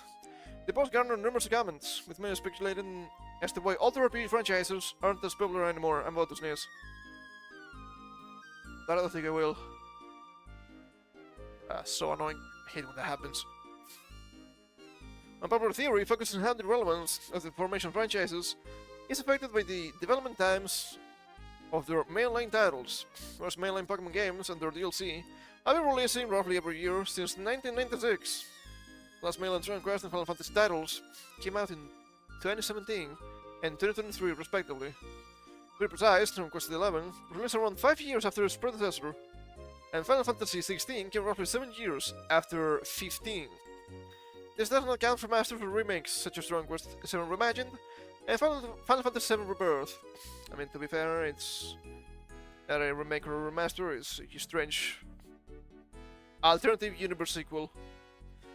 But changes to some mainline Pokemon games aren't as striking as those in Dragon Quest or Final Fantasy titles. Yearly/semi-yearly releases combined with ventures to other genres and platforms have allowed it to stay popular and profitable to Japanese youths and their parents. Considering the average wait between mainline Dragon Quest games ranges from 5 to 10 years, that's way too much. Children will have either graduated elementary/middle school before another title is released, or never experienced one at all.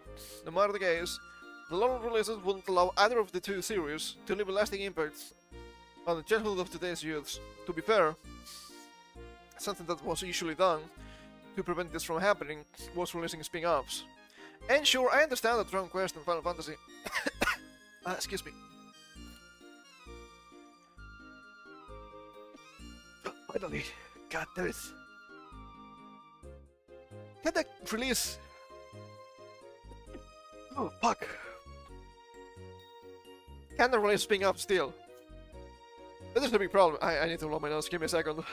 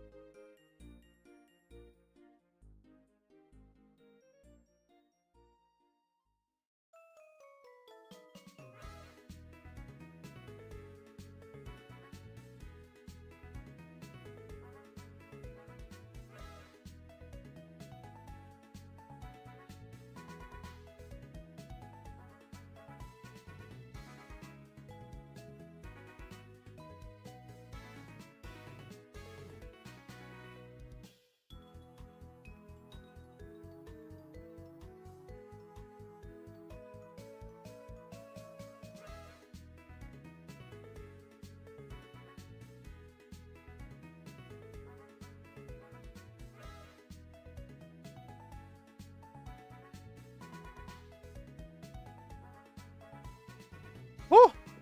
That's way better now. Holy shit, that was rough. Spin-offs! I was talking about the spin-offs, I didn't forget. Of course, Final Fantasy and Dragon Quest keep releasing spin-offs even to this day, but there's a big difference between the spin-offs, right? Because, for example, what spin-offs did we get from Dragon Quest recently?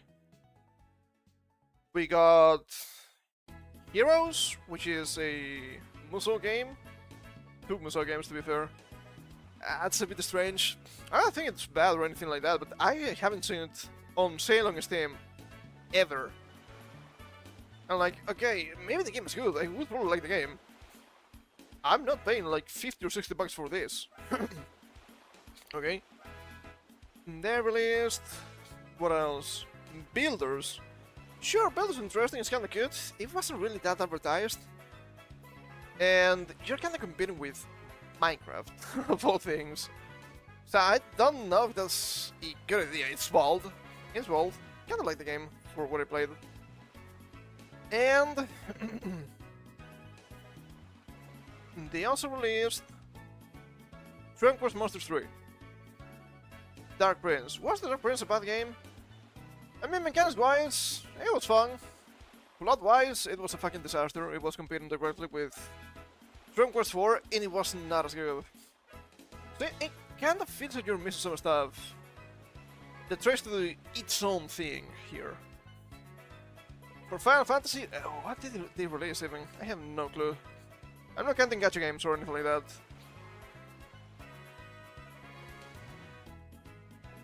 I have no clue, hold up.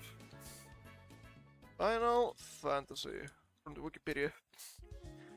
They should give me a big list of games. Okay, since 2013. Okay, that's 13. That's 10 into HD. That's 15. So the Cage. 5 Pocket Edition. 7 Remake. Stranger of Paradise, Final Fantasy Origin. 16. 7 Rebirth. Okay, but they're missing a bunch of stuff here. That's just mean serious. There's the Final Fantasy media. Is the Final Fantasy video games? That should be good.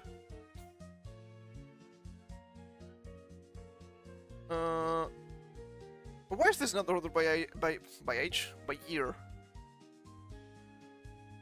Okay, alright. What about this list? Master Stranger in 2017. Memory of Fears in 2012. What the fuck? Ah, that's a novel. A Stranger is a manga. Okay, it doesn't count. Video games. Film and television. And we go back. Now it says something here, okay. Peaceful Remasters. Well, Nova Crystallis. Ah, that's a third thing. Evil's Alliance. Sure, but the last one was Dynasty 2 in 2007. Random Sub-Series. Edition. Anniversary Ultimate Box. Yeah, I don't see a lot of... don't really see a lot of spin-offs that are not just gacha games. Record Keeper 2014, pal, come on. Was the last one like Theatre Rhythm for the 3DS? It's been like 10 years, maybe even more. Yeah, it was before 2016. Well, the Final Fantasy 2016, I suppose. So yeah, Final Fantasy doesn't really have spin-offs. That seems like a big of a problem. Because you cannot create brand loyalty this way. Because there's no brand. You made a big mistake. Whoops. I guess I'm trying to do that with remakes, remasters and whatnot, but I don't think it's working. I think it's happening. Why would you play a pixel remaster when the GBE version has more content? For example. Considering the average way between mainline... okay, we read that. There's nothing to save the legacy that these classic RPGs carry. In addition to Dragon Quest and Final Fantasy titles carrying numbers in their titles, making it seem that people need to play earlier entries in the series. I don't think so, right? Some veteran players noted that recent entries are more geared toward long-time players. Other theories, such as one that cites a recent survey by GM Standard, think that younger gamers tend to prefer more popular Twitch-based multiplayer titles such as Apex Legends, Fortnite, and Valorant. Not pre-read, I promise. Just lucky. On the other hand, the research suggests that Dragon Quest and Final Fantasy series have more popularity among older users. Another theory that's about the availability of consoles. Systems like the Nintendo Switch and Switch 2 being cheaper and more accessible than PS5. Yeah, I guess that's also fair. While it isn't fair to say that all Japanese youths are more inclined to play popular games than classic RPGs, there's no denying that the number of overall video games available has dramatically changed in recent years, providing kids with more options than ever before. Despite this new environment, it stands that whatever media a person is exposed to during their childhood will likely stay with them for life. I mean, I guess that's a good point. I don't know about Japan, right?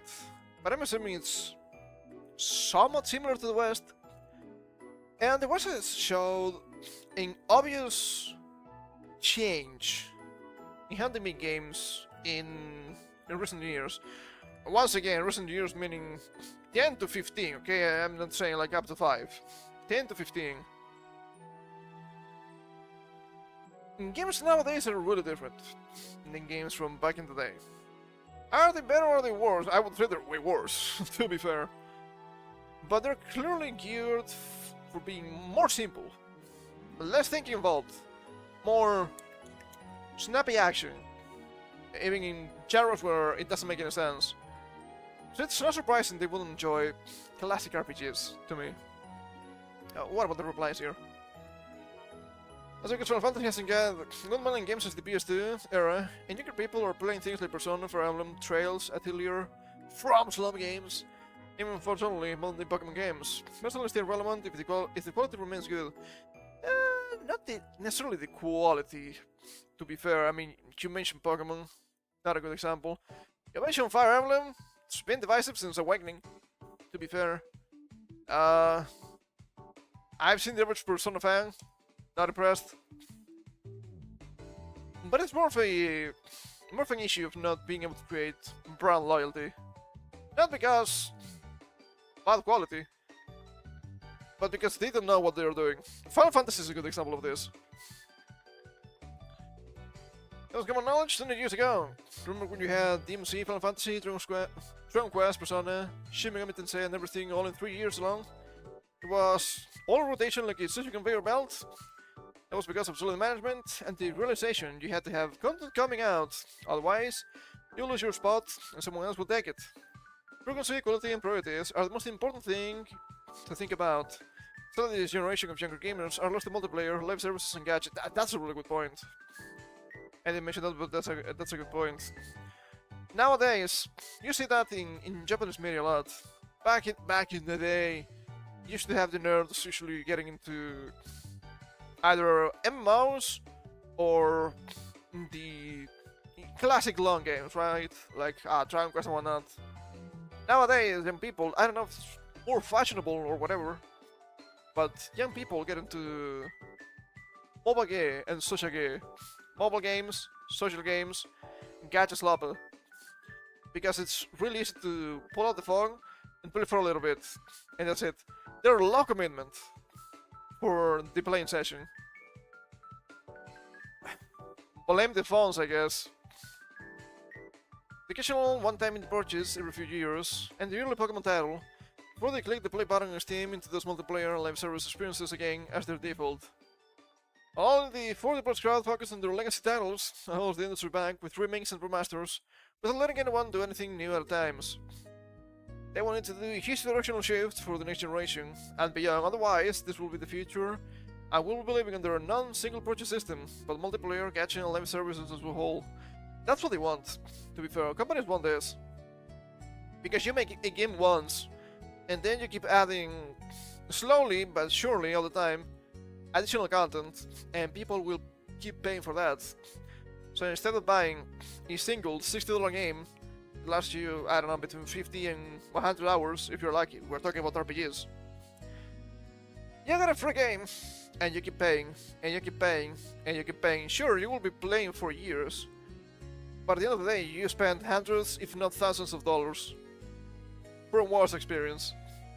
At the sets in the band, wake up, including the West, to realize that it's about survival due to demographics. I don't know if there's a fix for this, to be fair. Gacha games are in theory accessible, maybe too accessible, because once again, everybody just has a phone nowadays. Don't you guys have phones? Yeah, but I don't want to play my phone. I don't know. Maybe we're long overdue for a gaming crash, not just AAA, but also live service slop. That's pretty disgusting, in my opinion. So how about right now we take whatever time we have left to get into more gritty news. I don't know if they're great, but a lot of strange shit has been going on this week. So of course, we have seen more stuff from the Epstein files. And at this point in time, I don't believe that fucker is even dead. Epstein jail guards used fake body to trick media waiting outside the prison, while pedophile's real corpse was loaded into bank unnoticed. Files claim he didn't kill himself because he's still alive. Jail guards overseeing Jeffrey Epstein used the decoy body. The misnamed reporters gathered outside the prison after his death.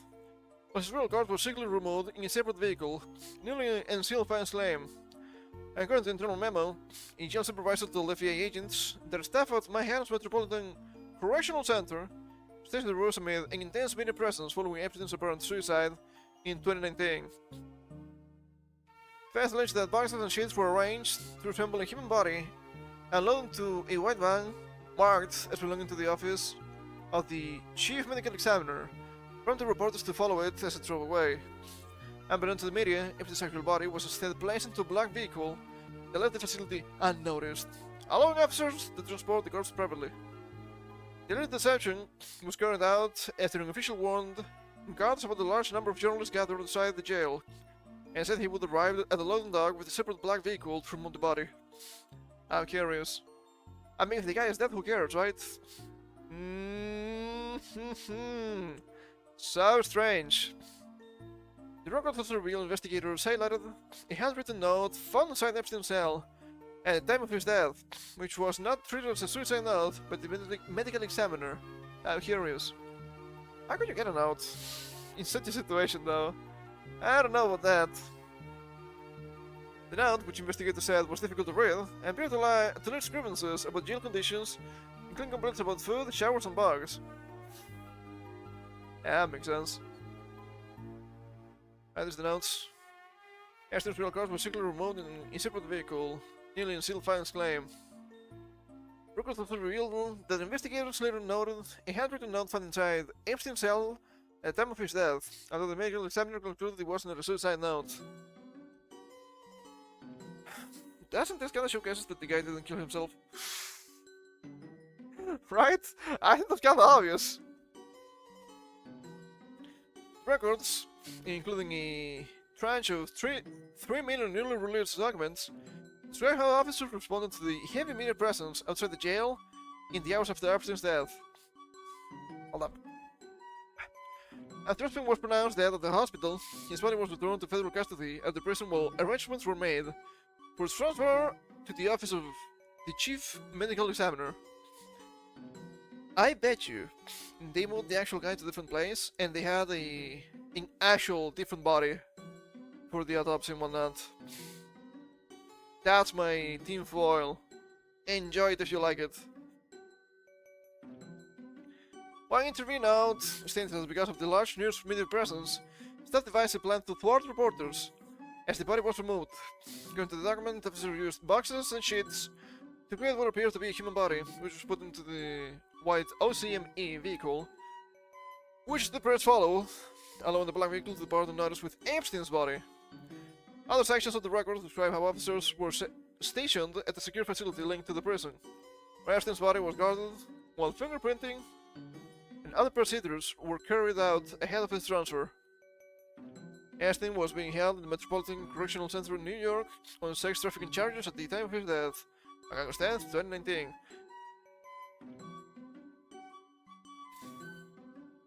That's kind of funny. There's being a official document of sort about his death that mentions the day before that.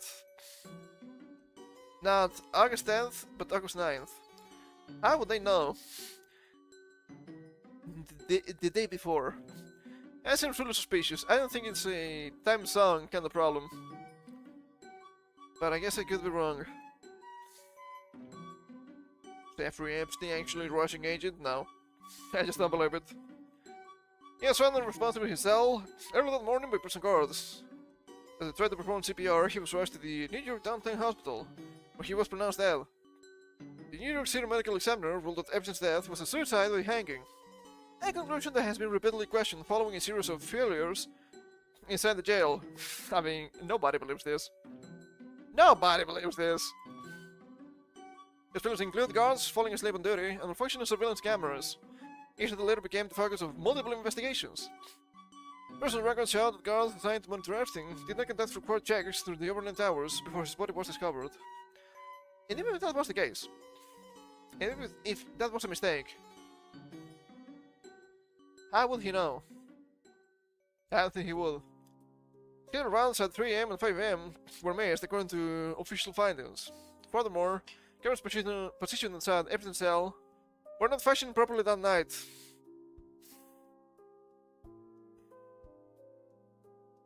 Wait, this is suspicious. Investigators later confirmed that at least 2 surveillance cameras had malfunctioned due to critical gaps in visual monitoring of the area. Because of those failures, officials were unable to establish a definitive timeline of Epstein's final moments. He's definitely not dead, yeah, I believe that. Or to cover him being smuggled alive. People are not taking the shit, man. Yeah, sure. Sure. You just moved the body in a different way for some reason. Yeah, sure thing, pal. This guy's alive. We all know that. I mean, after all the stuff with his different accounts and whatnot, yeah, I think it's really possible that this guy is actually just alive somewhere.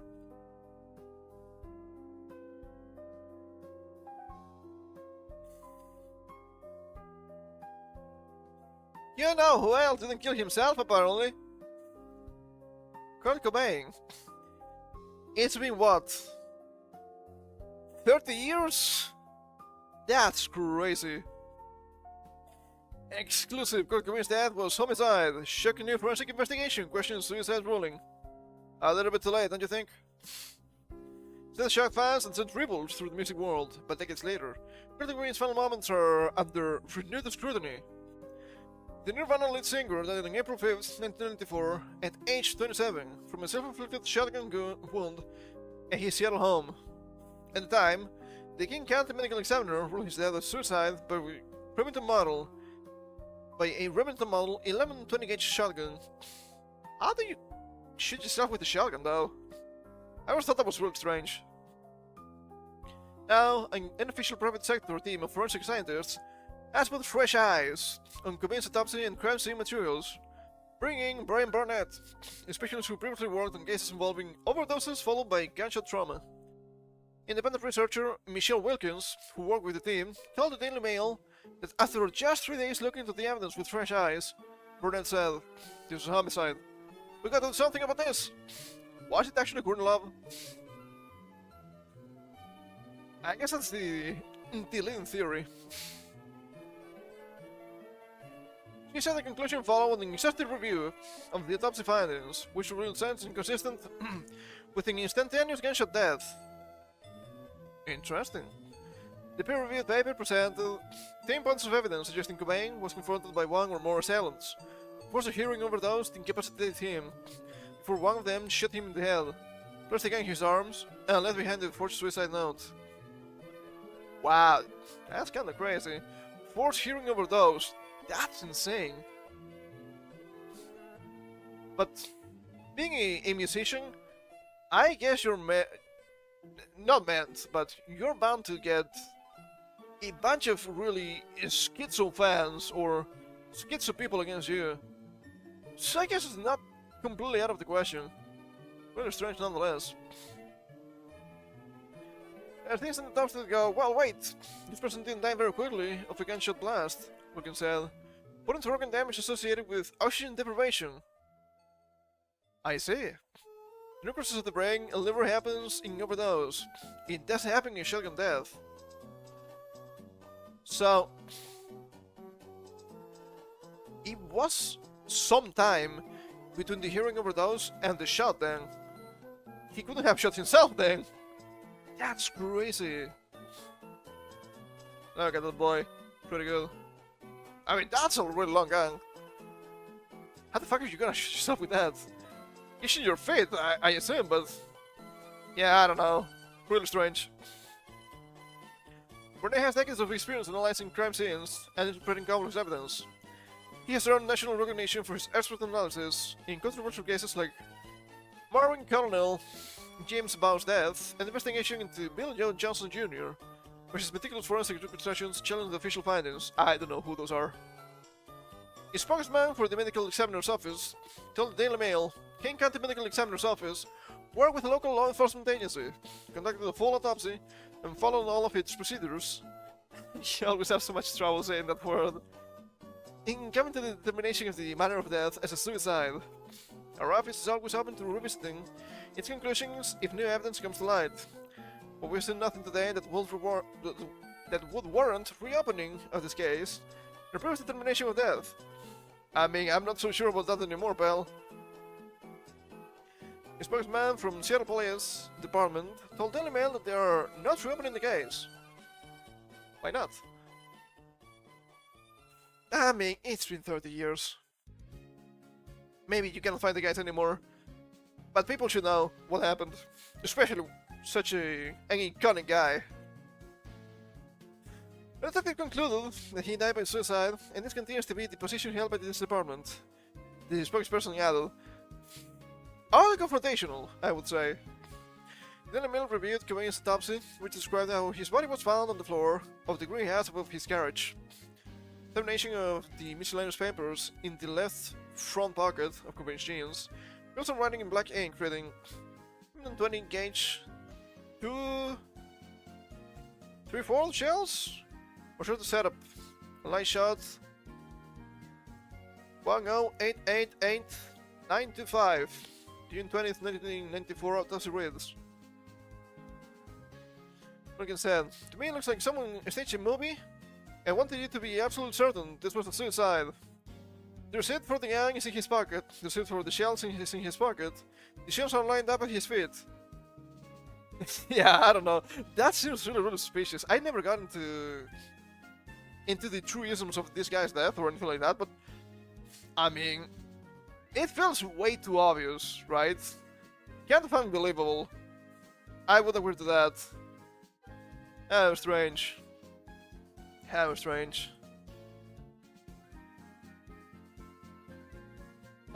Yeah, once again, the game's really long. Personal Cobain's hands and the longer blood splatter raise further questions. Wait, no blood splatter? Really? Yeah, that doesn't make any sense. Scientists determined that if Cobain's left hand picture was closer to his mouth, he had been covered in blood. Yeah, that seems strange. The forensic report noted that Cobain's sleeves were rolled back and the hearing kit was found several feet away, containing cat syringes, cotton buds, and pieces of black hearing of roughly equal size. Supposedly, he got the needles and put everything back in order after shooting up 3 times. He shot himself 3 times? There's no way this is suicide, guy. What the fuck? What is going on here? What is this lie? Did you make this lie? Because that's what someone does while they're dying, Wilkins said. Suicides are messy, and this was a very clean scene. Police and the investigation said Cobain injected himself with 10 times the normal amount, even a heavy hearing user would have used. His autopsy showed fluid in the lungs, bleeding in the eyes, and damage to the brain and liver. Yeah, I don't think you can actually use a gun in that condition. These findings, according to the forensic report, are unusual for a quick gunshot death, but are uncommon in deaths from hearing overdoses, which causes slow breathing and low blood flow. Yeah, that makes more sense. If you're overdosing from hearing 10 times the amount, you are not moving. You are not shooting yourself. That's crazy. Yeah, bleeding and organ damage to his body may have been starved of oxygen, which likely did not happen from the gunshot alone, the team concluded. In most head gunshot deaths, most have been thrown into the airways, but Cobain's autopsy did not mention this. That is strange, once again. While brain injuries can sometimes stop breathing, this usually happens shortly after the trauma. On such a severe injury, some blood in the airways would normally be expected. The autopsy report suggested his brainstem, which controls breathing, was likely not damaged, and his arm position also indicates he did not have the rigid posturing usually seen with brainstem injury. So it could have been a slower death. So more likely to get fluids into the lungs, which didn't happen. That's so strange. The forensic paper underwent peer review through the editorial process at the International Journal of Forensic Science before being accepted for publication. Wilkins argued that Cobain may have been physically incapacitated before the fatal gunshot. Yeah, I mean, yeah, they're capped. Scientists noted how organized Cobain's hearing kit was found, with syringes capped. That doesn't make a lot of sense. It's kinda long. Staying of an overdose, and so he can barely breathe. His blood isn't pumping very much, she said. So that means the brain and liver aren't getting oxygen, and they're starving, and they're dying. She ended the size, and mechanics of the gun made it improbable that a comatose Cobain could have handled it. Even by mistake, you couldn't shoot yourself with that. It doesn't make any sense whatsoever. If you look at the crime scene photos, you can see how big that gun is, she said. When she's comatose and dying, also the way that he would have had to hold it in 6 pounds. The placement of Cobain's hands and the lack of blood splatter raised further questions. His left hand was tightly wrapped around the muzzle end of the gun's barrel, yet the shotgun shell was found on top of a pile of clothes opposite the expected ejection direction. It's way too suspicious. None of this is true. Reality is not real. He's dying of an overdose. I mean, he's in a coma, and he's holding this up to be able to reach the trigger to get it in his mouth. It's crazy, Wilkins said. They relocated the weapon and found if your hand is on the forward barrel, Wilkins' hand was reported to be in the SPD report. The guy wouldn't eject the shell at all, Wilkins said. That's kinda funny. That's kinda funny. There's no orange there a shell where it shouldn't be. There shouldn't even be a shotgun shell. She also highlighted that Cobain's left hand was unusually clean. If you were to look at the photos of shotgun suicides, they're brutal. I mean, they have to be. Shotguns are really powerful, after all. There's no universe where that hand is not covered in blood. You could do it off of, well, I mean, gross, but, like, his hand is so clean. Yeah, it was in the image. It was squiggling. According to the report, the human sensor noticed that Cobain's left hand was placed on the weapon after death, explaining the thumbprint-like mark observed in his hand. How curious. And you're gonna tell me the police didn't think any of this was suspicious? I just don't believe it. I guess they're owning the murder of this man. It has to be that. Forensic investigations such as Sting can help reconstruct events by showing what the individual touched or how a substance was referred. Makes sense. I think I read that. The alien suicide note was also scrutinized. The top of the note is written by Kurt, Wilkins said. There's nothing about suicide in that. It's basically just him talking about quitting the band. Which makes sense. Happens all the time. Wilkins also cited blood patterns, suggesting the body may have been moved. Boy, please. Please, you can get more obvious than this. Come on now. There's blood on the bottom of his shirt, she said. The only way the blood will get on his shirt if his coat was lifted and his head was down. There's no blood on his head, there's no blood on the rest of his shirt, but there's a big blood stain on the bottom of his shirt. I think it's really obvious. At this point, I think it's really obvious. The little suicide note was also scrutinized. The top of the note is written by Kurt, Wilkins said. There's nothing about suicide in that. It's basically just him talking about quitting the band. She added. Then there are 4 lines at the bottom. If you look at the notes, you can see the last 4 lines are written in different. The text is a little bit different. It's bigger, it looks more scrolly. And it does. Big note, pretty cohesive. And then everything falls down here at the bottom. A little bit strange. One can emphasize that the team is not seeking arrests, but wants transparency and a re-examination of the evidence. I mean, good luck arresting somebody 32 years later, right? It's not gonna happen, I don't think. We weren't saying arrest people tomorrow, she said. We were saying you have this, just the evidence that we don't have. Lucas also noted that she has spoken to families whose loved ones took their lives because of Cobain's suicide.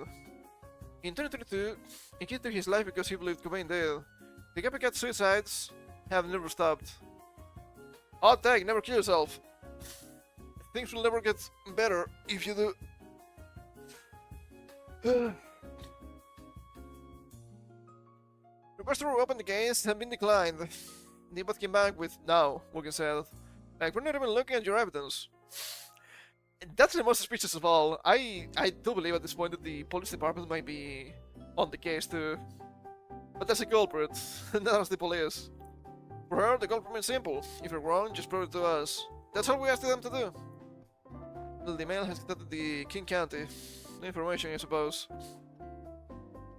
What? You said about Cornelius being in the Epstein files, and that's about right. To face the music, Cornel Love. With the way that technology and forensic science has advanced in the past 30 plus years, what's wrong with taking another look at this case? I don't know, it's so strange. There's much more evidence of homicide than suicide, including the lack of any credible attribution to him of suicidal motives. Sorry. Sarcastic lyrics, and some titles don't count. I'm being able to brunch. That's part of For the Curse. Mentioning in the new report, everything about the last few lines of the so-called suicide note feels like a rock star's letter to his fans, split in plastic with his band. The ways Colonel Love benefited from the death are mirrored and well documented, however. How curious, how strange. We're gonna get the actual truth about this guy's death. At this point in time, I just don't think so. It's really hard to tell, but I would say it's somewhat unlikely. Yeah, that pisses me off though. I mean, I was never a huge into Nirvana or anything like that, but still, it's really fucked up. I guess to some extent, this could be considered an assisted suicide. Speaking of which, do you wanna get mad? Do you wanna get mad today? Probably not, but I will make you mad. It's time to talk about Canada. Canada may start euthanizing babies.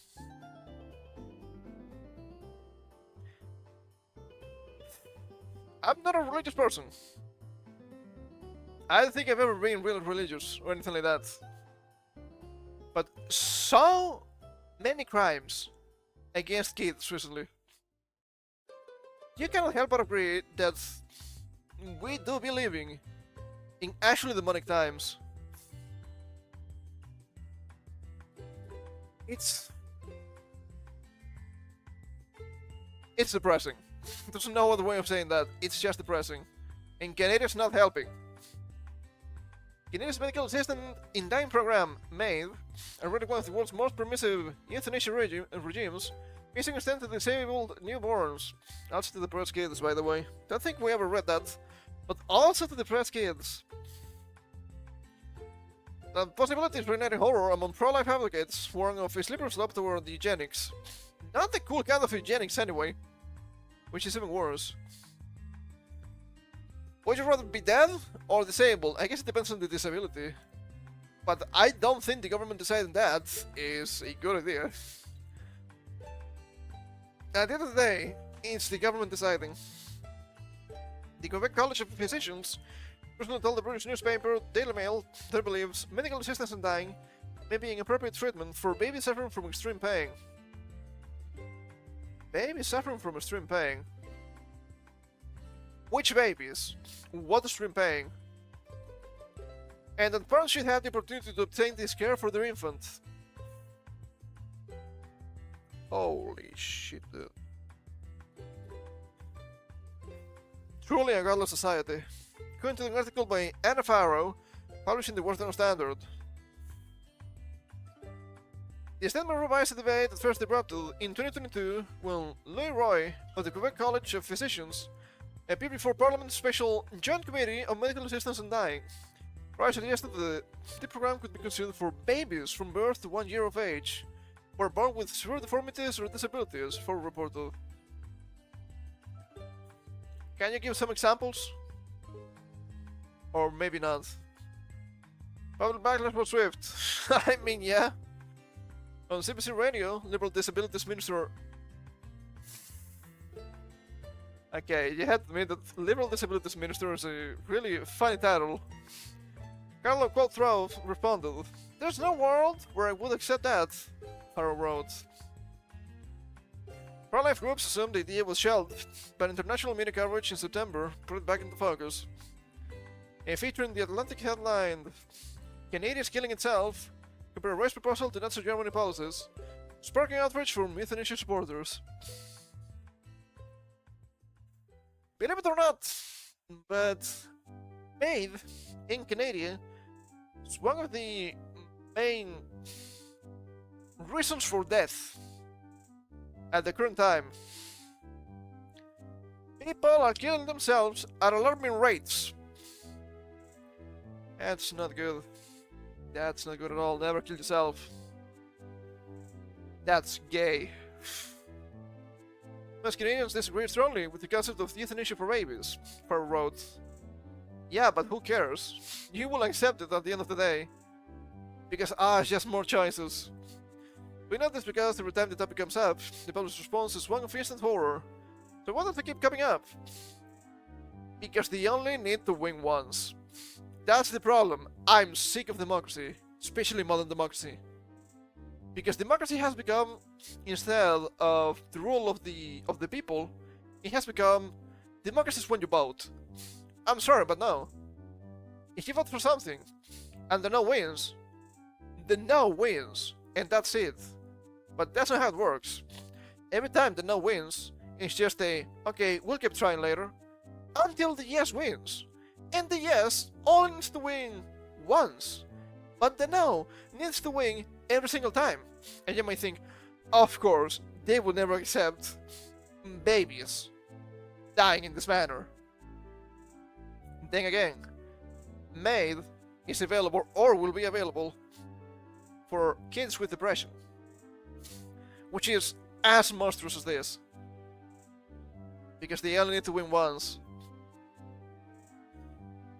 Here's the international law legalized in 2016. He has in rapid expansion. Then you think that's a problem? Then you wonder why you have so many Indians too. In 2024 alone, there were 16,499 reported euthanasia deaths, bringing the total to 76,475 by year's end. That's a pretty big town, by the way.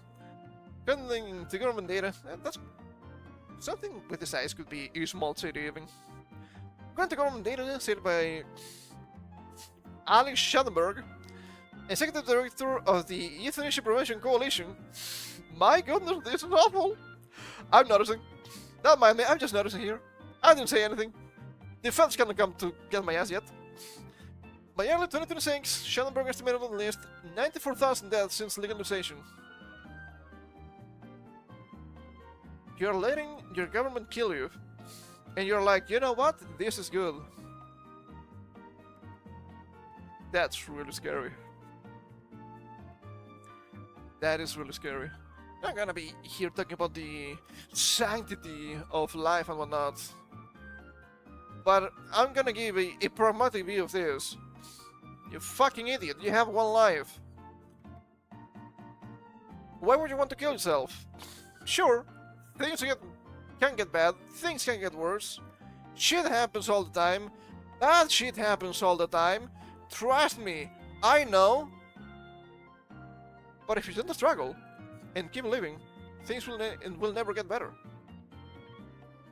I could agree to some extent that there are really specific cases where euthanasia could be the end solution.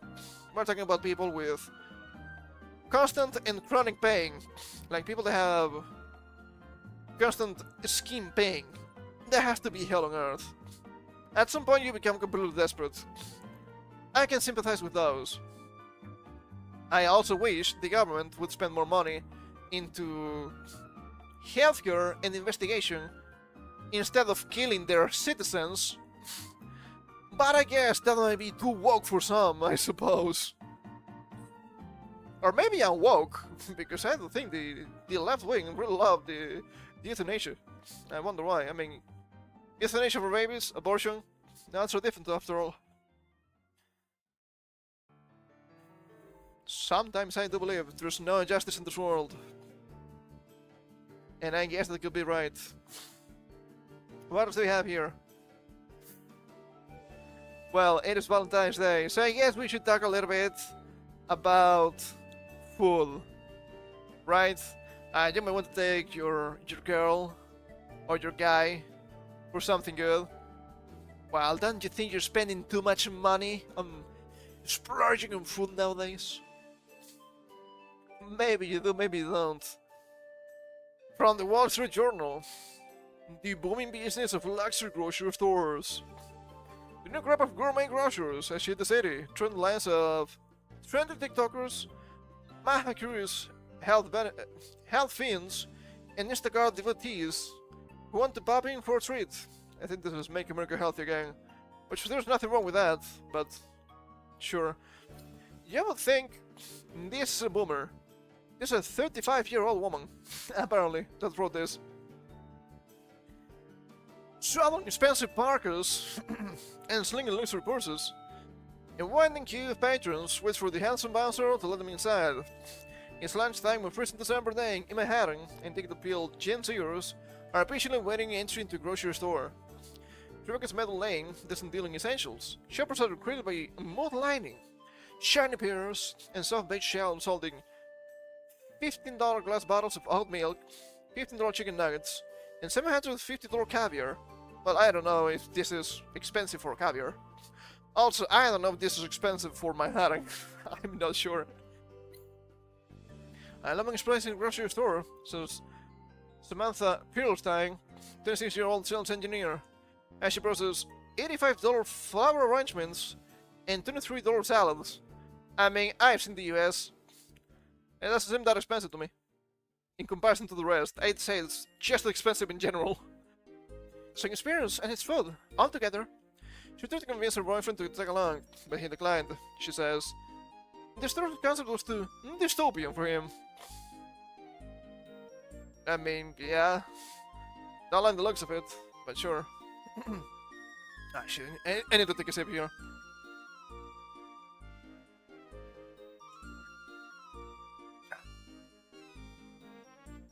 Seniors and millennials are assuming student debt and may never own homes. They're splurging on god-healthy juices and rotisserie chickens. Rotisserie chickens. This has become the meme of the week. Rotisserie chickens are not expensive, and they're really cost-effective. God forbid you go to the store to get the rotisserie chicken you can use to feed yourself for several days. Pathetic. New York City as a whole is in the midst of an affordability crisis, one that helped elect Mayor Zoran Mamdani. You think this guy is gonna make things better for you? Boy, I don't have much to tell you. It goes to the moon! And a new crop of luxury prepared food purveyors is drawing massive crowds in Manhattan and driving social media discourse. Influencers fill aisles in search of trendy nut butters and overpriced salads. The stores are packed on weekends with teens who inhale frozen yogurt. Business is booming. Can it last? I mean, people need to eat. I don't know what to tell you. I want the people to feel like they just took a Xanax when they walk in. Sammy Nussdorf says of the airy, polished Meadow Lane. His store, named after a Luke Street in Southampton, opened in November, the conclusion of a 2-year journey that he meticulously documented on TikTok. He taste-tested chicken salad recipes and jumped through hurdles of permits. I mean, yeah, it's what you're gonna have 1 billion permits. You should have 1 billion permits. He says he was inspired by farmers' markets in Los Angeles and grab-and-go shops in the Hamptons. Places that epitomize the current craze of all things healthy. Whoa, my bad. And class in New York kind of died. The 28-year-old New Yorker says, the health and wellness sector is moving a little. That's because people don't have money. So if you're gonna invest your little money, better be in something good. Not wasting, I don't know how many dollars in, what, alcohol? Now that is well. Downtown Manhattan, there's Cyber Grocery and Rigor Hill Market, both blocks away from Meadow Lane. Uptown is home to a body of longer-running spots, including Butterfield Market, Agaton Valentina, Savars, and Norris Market. I don't think anybody competes with me, says El Zabar. Yeah, it sounds like an American name. Sports opened Savars on the Upper West Side in the 1930s. When asked about the new arrivals, in 1973, Savars struck out on his own, opening the EAT food shop and cafe across town on the Upper East Side. It now has 12 markets and eateries throughout the city. I mean, the images are a little bit fogged here because this is an archive. I'm not paying for this. You cannot convince me. There's a family owned quality cane distributors, a major purveyor of wholesale household and beauty products, founded in 1960.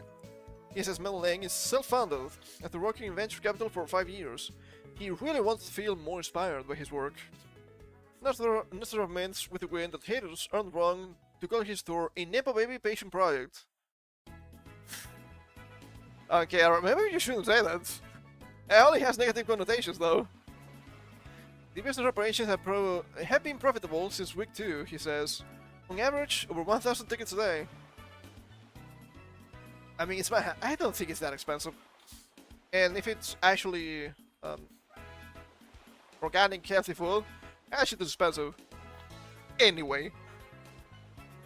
Some visitors have critiqued his prices, but Nestor says they are right in line with every other grocery. Probably not wrong, which is the worst part of all. They range from economy to first class. Do you want to Rolls Royce? Yes, he says. Are people from other towns coming to shop here? No, I mean, that makes sense. They would buy just a bunch of trash from what I'm saying. Charlotte and Metal Lane opened. Customers posted online about undercooked chicken nuggets. Another shopper was locked out in Torrent, so that she bought chili tart with cheese that wasn't on the list of ingredients. I mean, those are health concerns. And that makes sense. Because, you know, allergies and all that. We made mistakes, Mr. says. All I could do was see what was happening. Created as best as he knew how, which is perfectly apologize, refund, and put it on their shop there. Their shop here. Yes, that makes sense. Still, he warned no one would come back. The next day, he says, the lines were longer. You can trace the roots of the new gourmet browser back to Earhome? I'm not sure how to say that. Which originally opened a small health food store in Boston in the 60s. At the same time, George Osawa's book, Same Macrobiotics, introduced to the West the concept of a macrobiotic diet, which hippies popularized. I don't know if that's a good idea. Hippies were not the healthiest, that's for sure. What began as a counterculture movement went mainstream, shaping an understanding of health and nutrition that still dominates American culture today. Demand for whole organic food propelled new businesses. Ting and DeLuca opened in New York's Soho neighborhood in 1977. Ina Garten bought the Hamptons specialty food store that became the Barefoot Contest a year later. Barefoot. Are they making wine? The first Whole Foods followed in Austin, Texas in 1980. Mary Nestle, some of those shifts firsthand. Every generation feels like all of a sudden food is becoming an enormously prominent issue like it never was before. Says the 89-year-old nutritionist and New York University professor emerita. Nutritionist. Get the red flag usually. That happens over and over and over again. Whole Foods has always been called the whole paycheck. I mean, yeah, it is expensive. If you want health, you have to pay, man. And it's not bad. Unless you are in the rural areas, where you can just buy from farmers and whatnot. That's actually pretty reasonable. Usually. Grocery stores have remarkably low profit margins, but the ones that can sell high volumes and minimize overhead tend to stick around. When Amazon acquired Whole Foods in 2017, and that another red flag, it brought its deep pockets and vast delivery infrastructure to the business. There still hasn't increased its market share of the grocery industry to more than 4%. For smaller players, under the real estate and business production can be a boon. Ting and DeLuca closed its New York location in 2019, facing steep debts, including unpaid rent. I mean, yeah, I've just in New York. Yeah, shit's not getting good. Apparently some rents are going down, but people are fleeing like rats. Shit is bad in New York, apparently. That's bad, pal. And I think things are only gonna get worse with the new mayor. We'll see. Ibaraki, meanwhile, is flourishing in Southern California with 11 locations. Celebrity fans and in-demand smoothies are on $20. I mean, it's California, it is expensive. Last November, the company, probably owned by the Antucci family, I'm assuming it's Antucci because I'm assuming it's Italian, opened its first East Coast tonic bar at Manhattan's new private wellness club, Keith Ivy. The new crop of gourmet markets borrows a bit from Erihon's DNA, but targeting trendy TikTokers, Crunchy Moms, Baja Cruz Health Fiends. You keep calling them Health Fiends, I don't think it's bad. Instagram devotees who pop in and pick up a few things to feel good. These stores are appealing to an upscale, educated population, says Nestle. Upscale and educated, oh boy. I don't know about that. The rednecks eat the same shit, but they're really from the ground. These are the healthiest people in the population. Are you sure? I don't think so. I've seen them. People that might be 10 years younger than me look 15 years older than me. Are you sure they're healthy? I don't know, man. I don't know. That's one shum to feel like an experience. Fucking idiots. The family-owned Battlefield market has been around since 1915. Lately it has been flooded with influencers and out-of-towners who come in all dressed up to do a haul and they test everything. That's Alexa Matthews. The store's marketing director. It's social currency. I think this is working because it's just New York. So you will have people trying to be posh about it, and that's it. To some extent. To some extent. Hyper Grocery, which opened in 2023 on Canal Street, where Soho meets Tribeca, it's a two-store bazaar with a beverage bar for smoothies, pastries and coffee, prepared foods, and a wide range of beauty and skincare products. Everything is more expensive than one would realize, says Welsh Stolberger, Hyper Grocery's co-founder. But to be fair, we're always battling and balancing. English people may balk at $16 bottles of pumpkin milk. How do you milk a pumpkin? What? Ah, doesn't make any sense. That cannot taste good either. I mean, he sometimes finds the prices preposterous. I'm like, I can't even imagine the cost that but it does.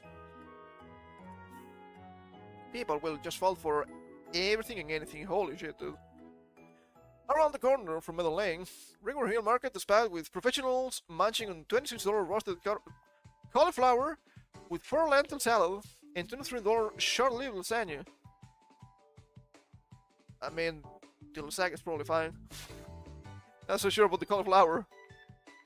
Earl Reeves, a 32-year-old venture capitalist, has a $15 turkey and provolone sandwich. Better be big, holy shit. But once again, in New York, it's expensive. It's expensive as hell to live in New York, Reeves says. But you figure out what you want to spend your money on. At the end of the day, a pretty taste, good food and good people. Ryan Song, Rigor's Hill co-owner, opened the store in 2022. On the hatch, the diner suite and Michelin star restaurants would also pay top dollar for takeaway.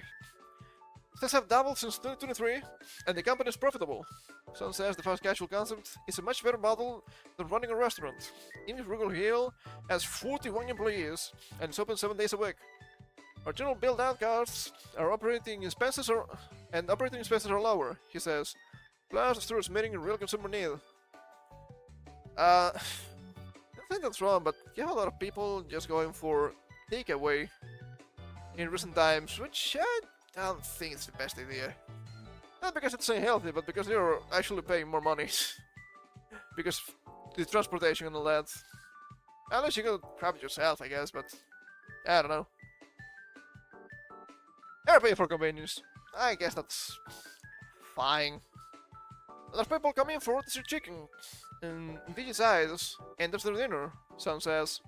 People are busy, they don't want to cook. I mean, yeah, that also says a lot about the economy.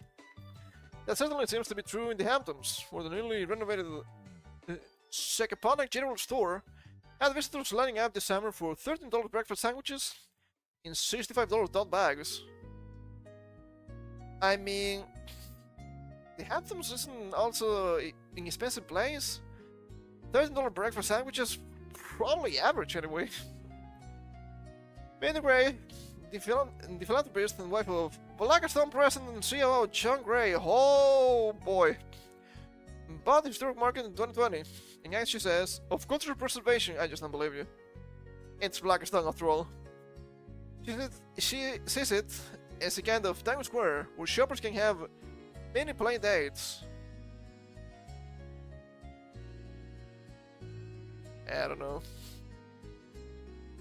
about that. Several reports on Secaponic General Store bemoan it as an affordable shopping destination. She says her prices are fair for the area and that everything she stocks is highly intentional. She says the organic chicken she sells from Lobel Farms in Sullivan County, New York, Tastes like chicken. In a time when so much chicken doesn't taste like chicken. I mean, to be fair, you have a lot of fake meat anyway, so there's also that. She hasn't heard customers complain about cost, she says. I mean, it is expensive. I enjoy health and delicious food, but for me, the main job of such stores is staying away from individuals who are unable to conduct themselves properly in public. I'd rather not hear one's loud, grammatically egregious conversations or witness disruptive, even illegal behavior when trying to buy groceries. Yeah, I get it. You can just call them Walmart people, I suppose. You're free to spend their money however they want. Seems like young people, so drink less, reporting another story. This is an easy societal upgrade to spend the money on health instead. Yeah, let us be real, some of this is not that expensive. Rotten seared chicken is usually really cost effective. You can use it for several days, which is really good. So I don't really see the point of contention. Trying to clang on the Zoomers and the Millennials. Oh, look at them. They're so bad with money. Well, no, it's such the economy is fucked. What do you want? Speaking of the fucked economy. Oh boy. This is from, I think, today.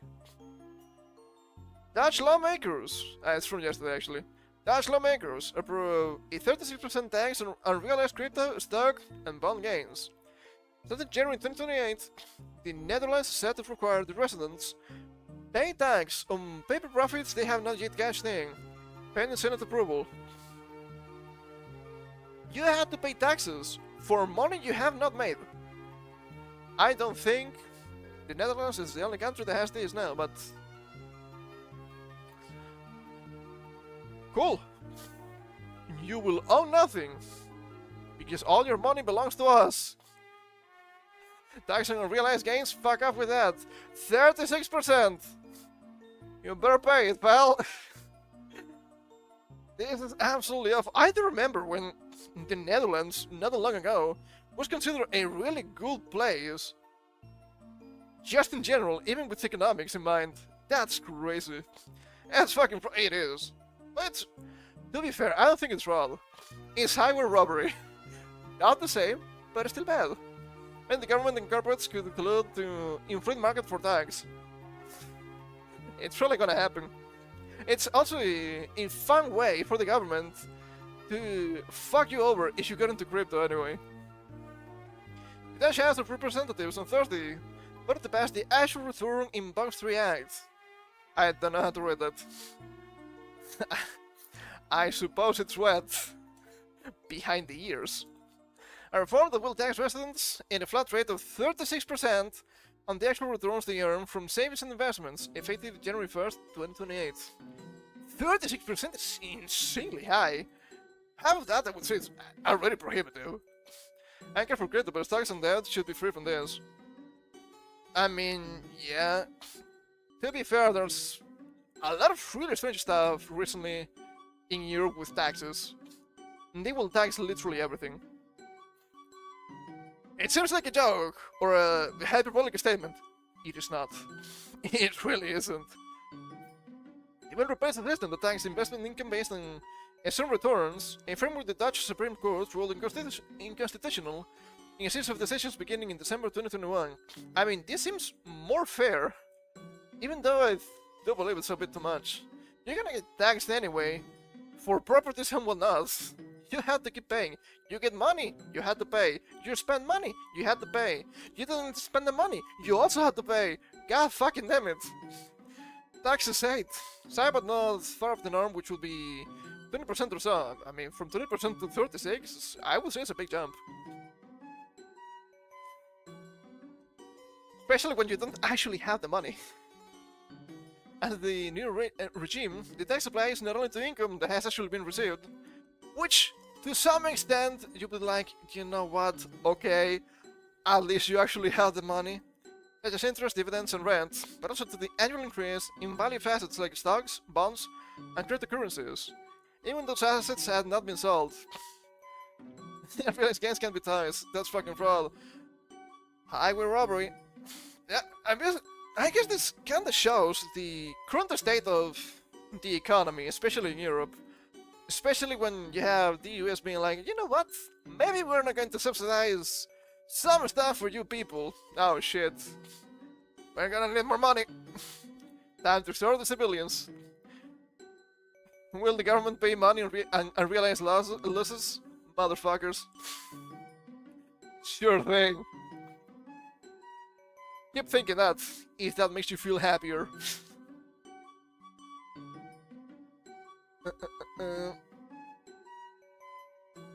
Yeah, we read up until that. If a Dutch resident holds a portfolio of shares that rises by 10,000 euros over the course of a year, this authority will treat the paper gain as taxable income, regardless of whether the investor has sold anything. And then, your shares crash, and what the fuck do you do? Beautiful. You just lost money to the government. Not only to the stocks, but also to the government. Why don't you think of the taxes? It seems it's real. I don't know if it can be taken at face value, but if it's real, well, good luck, Netherlands. I don't think it's surprising. I've even heard about this several times before. And I don't think it was just from the Netherlands. Shit is way worse. Your grandma gave you 50 bucks? You will have to pay taxes on that. You think this is hyperbole? It is not. It is not. At some point, they will stab you, they will take some blood, and they will sell it to further monetize you. I don't want to give them ideas. I think it's too late. Real estate and shares in qualifying startups will follow different rules. For those assets, the government adopted the capital gains approach, meaning that tax on the appreciation of value is charged only when the asset is sold or otherwise disposed of. Regular income from these assets, such as rental payments or dividends, will still be taxed annually in the year it is received. Parliament also approved an amendment shortening the loss review period from 5 years to 3. What a bunch of annoying fucks. Intended to enable fast operations if the rollout encounters problems. That's crazy. But they just have physical assets. I mean, at this point, I don't know. Apparently both silver and to some extent gold also kinda crashed? I have no idea. I have no clue. At this point, just leaving a cave. Hunting bears and whatnot. Wild mushrooms.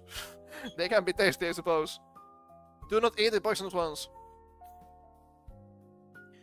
Several of the parties that voted in favor of the bill have reportedly said that taxing on realized gains is not the preferred approach, but banned the legislation because the previous system had been struck down by the Dutch Supreme Court, leaving the government without a legally viable framework for taxing investment returns and costing the treasury an estimated 2.3 billion euros per year in lost revenue.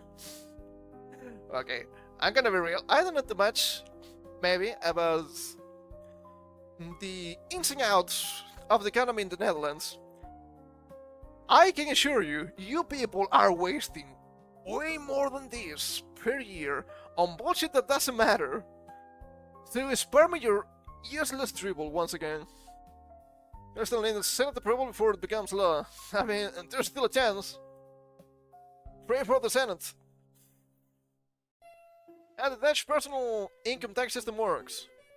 The Netherlands taxes its residents on worldwide income, dividing into 3 separate schedules, or boxes, each with its own rules and rates. I mean, it's kinda normal, I guess. First one covers taxable income from employment and home ownership.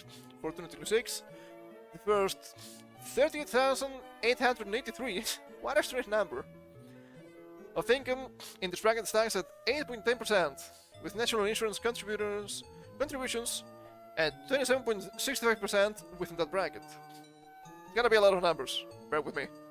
Come between 30,823 and 70,426 is taxed at 37.56%. That's a lot.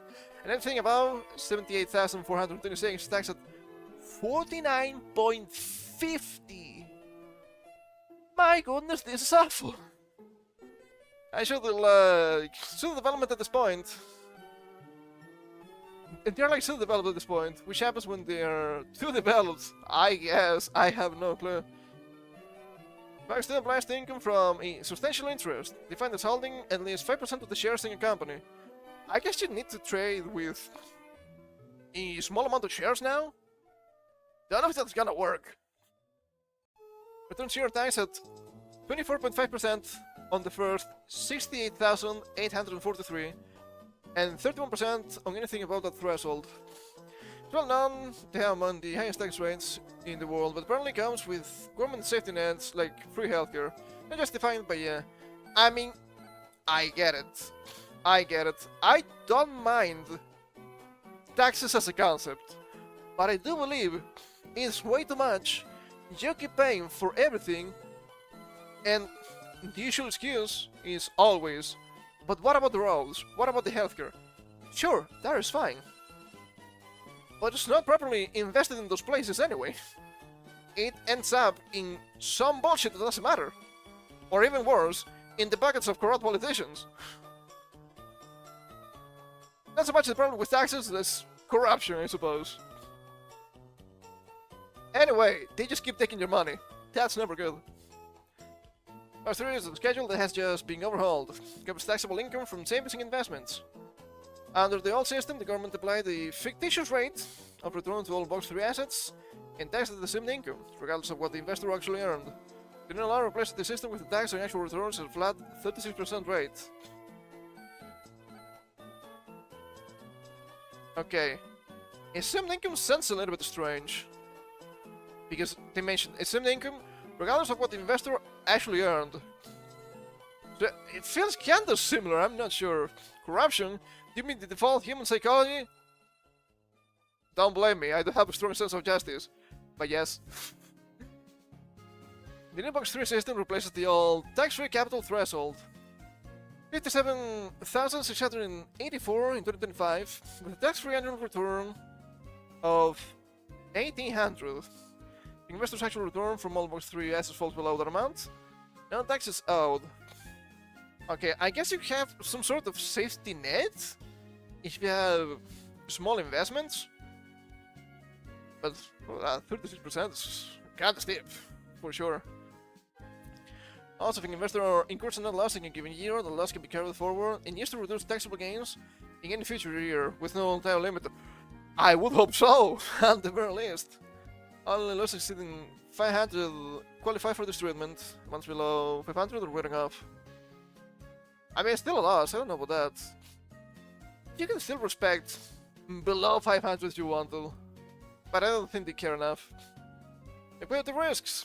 Credit card bill, particularly within the crypto community. I mean, within the crypto community makes sense, because crypto is not actually real. Happen to occur practical issue. The system requires that investors pay tax on gains they have not received in cash.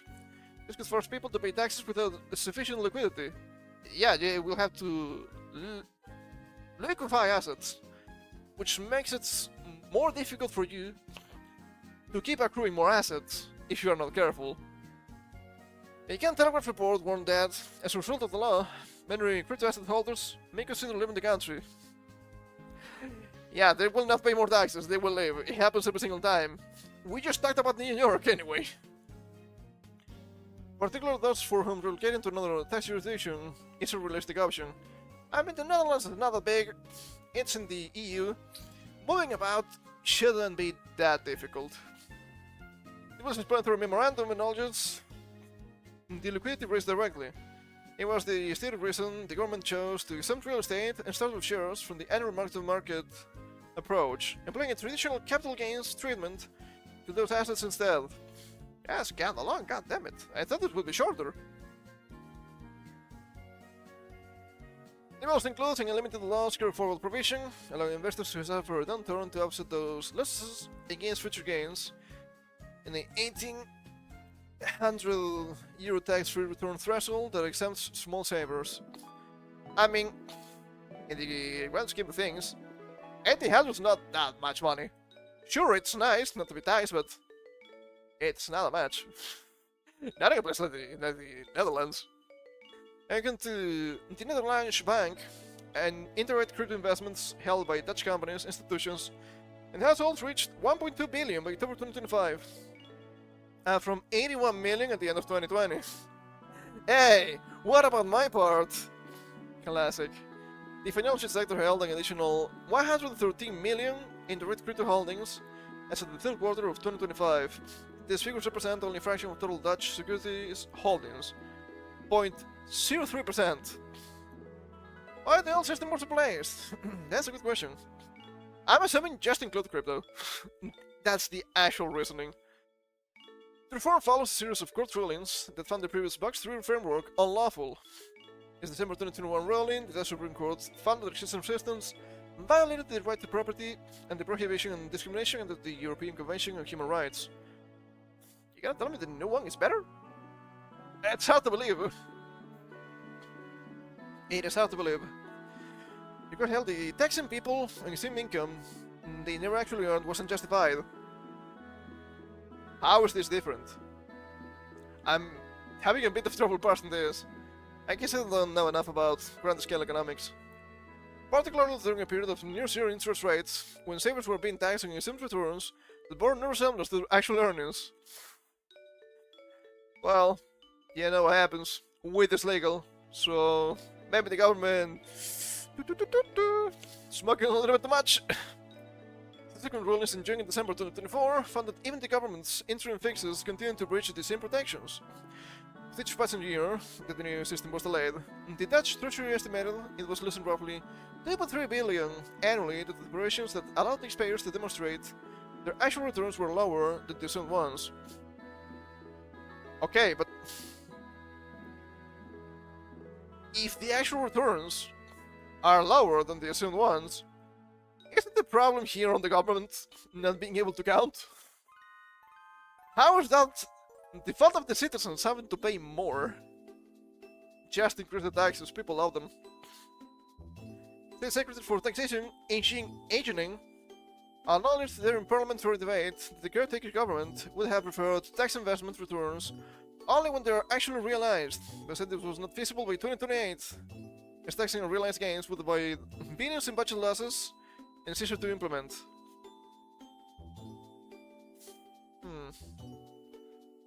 Personal income taxes in Europe.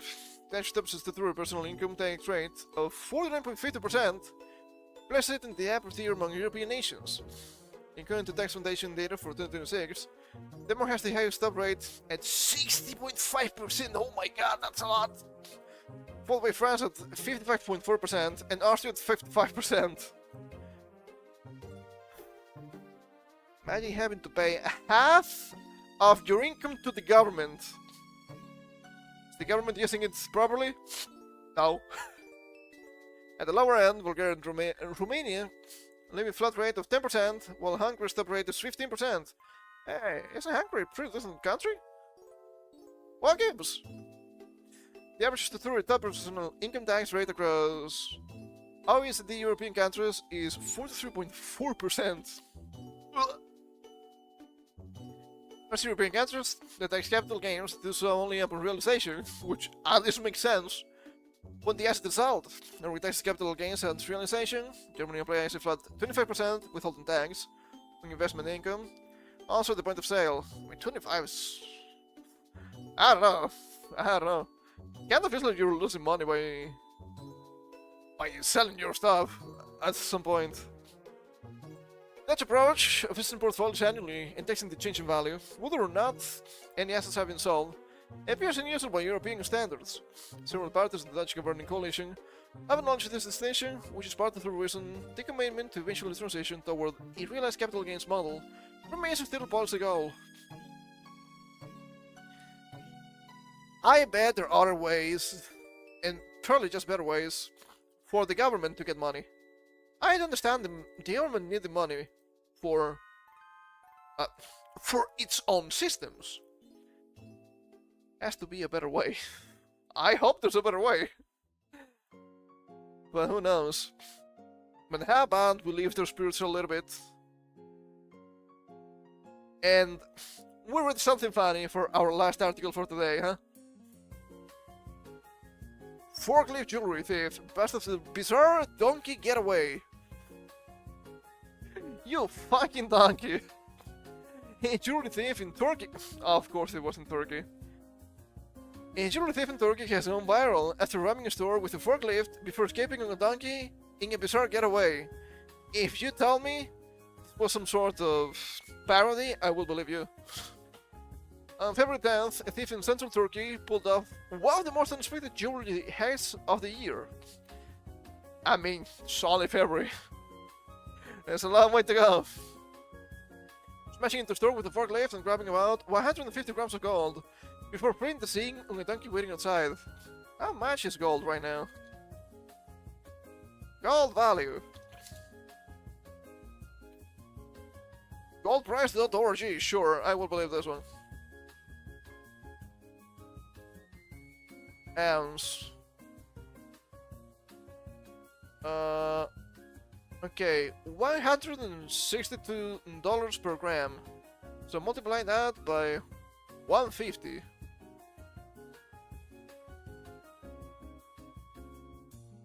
That's about... Oh, that's 15, not 50. I need to add another thing. $24,315. About. Only for 150 grams, that's a lot. God damn it. Yeah, gold is good. Gold is good. Before fleeing the scene with a donkey waiting outside. According to the Independent, police later identified the suspect using CCTV footage and managed to track him down. I mean, how many people will you see running on a donkey, right? Following the arrest, officer managed to recover the stolen gold and return it to the shop owner. Donkey getaway heist goes viral. Security footage shows the man driving the forklift directly into the storefront, which he then used to forcibly pry open the shutters. Once inside, the man tips over a nearby jewelry cabinet and loses the cabinets before clambering atop a donkey to flee from the scene. Is this Homer Simpson? But from Turkey, I suppose. A local Turkish media reported the incident took place in the Malagasi district during the early hours of the morning. Authorities later discovered the suspect had buried the stolen gold following the robbery, before officers uncovered it during the investigation. I mean, smart, I suppose.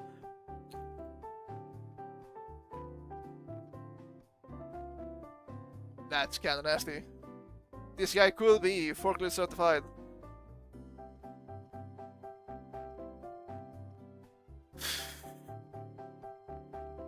Kinda funny, because the donkey's not even that fast. I mean, it's economic, I suppose. While the forklift and donkey escape sounds like something straight out of Red Dead Redemption 2, it joins a long line of bizarre thefts, from truckloads of stolen salsa dips. I think I remember that. Sounds kinda familiar. In a Santa grocery raid, the criminals swiping $100,000 worth of escargot from a French farm. I also remember that. Of all the things you could steal from the French, why the escargot? Do not do that. Some real-world crimes prove stranger than fiction. Can I picture Homer riding the donkey while being drunk? Not today, bucko. That's kinda funny. That's kinda funny. After all those infuriating news we saw today. Never good. Never good. Anyway, I guess it's time for me to take my leave. Ended up going over time a little bit, as usual. It's been happening a lot recently. I get passionate, okay? Don't mind me. So, what's the plan for next week? You might be wondering. It's pretty much the same. It's pretty much the same. We're gonna keep playing Clear Obscure Expedition 33 on Monday. Potentially finishing Act 2. I do believe we'll reach the Pastries, which is pretty cool. I don't know what's gonna happen after that. It's gonna be a bit strange. More Terraria on Wednesday. If we're lucky, we may get to make bosses, which is pretty cool too. Having expanded my base a little bit and whatnot. I'm trying to also finish the Ankh Shield and the Cell Phone. We'll see if I'm lucky enough. I'm also trying to get some better weapons and maybe actual armor, only maybe. And on Thursday, more Pokemon XD Gale of Darkness.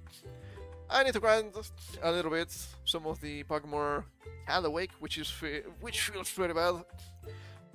I think the best way to grind is in Mount Battle, which is nice. I will be getting more coupons doing that. I added Metai to the party. I used the Brick Break TM. It's looking good. It's looking good. It's a lot of damage, even before evolution. Pure power, really powerful. Imagine that. Be tested in May.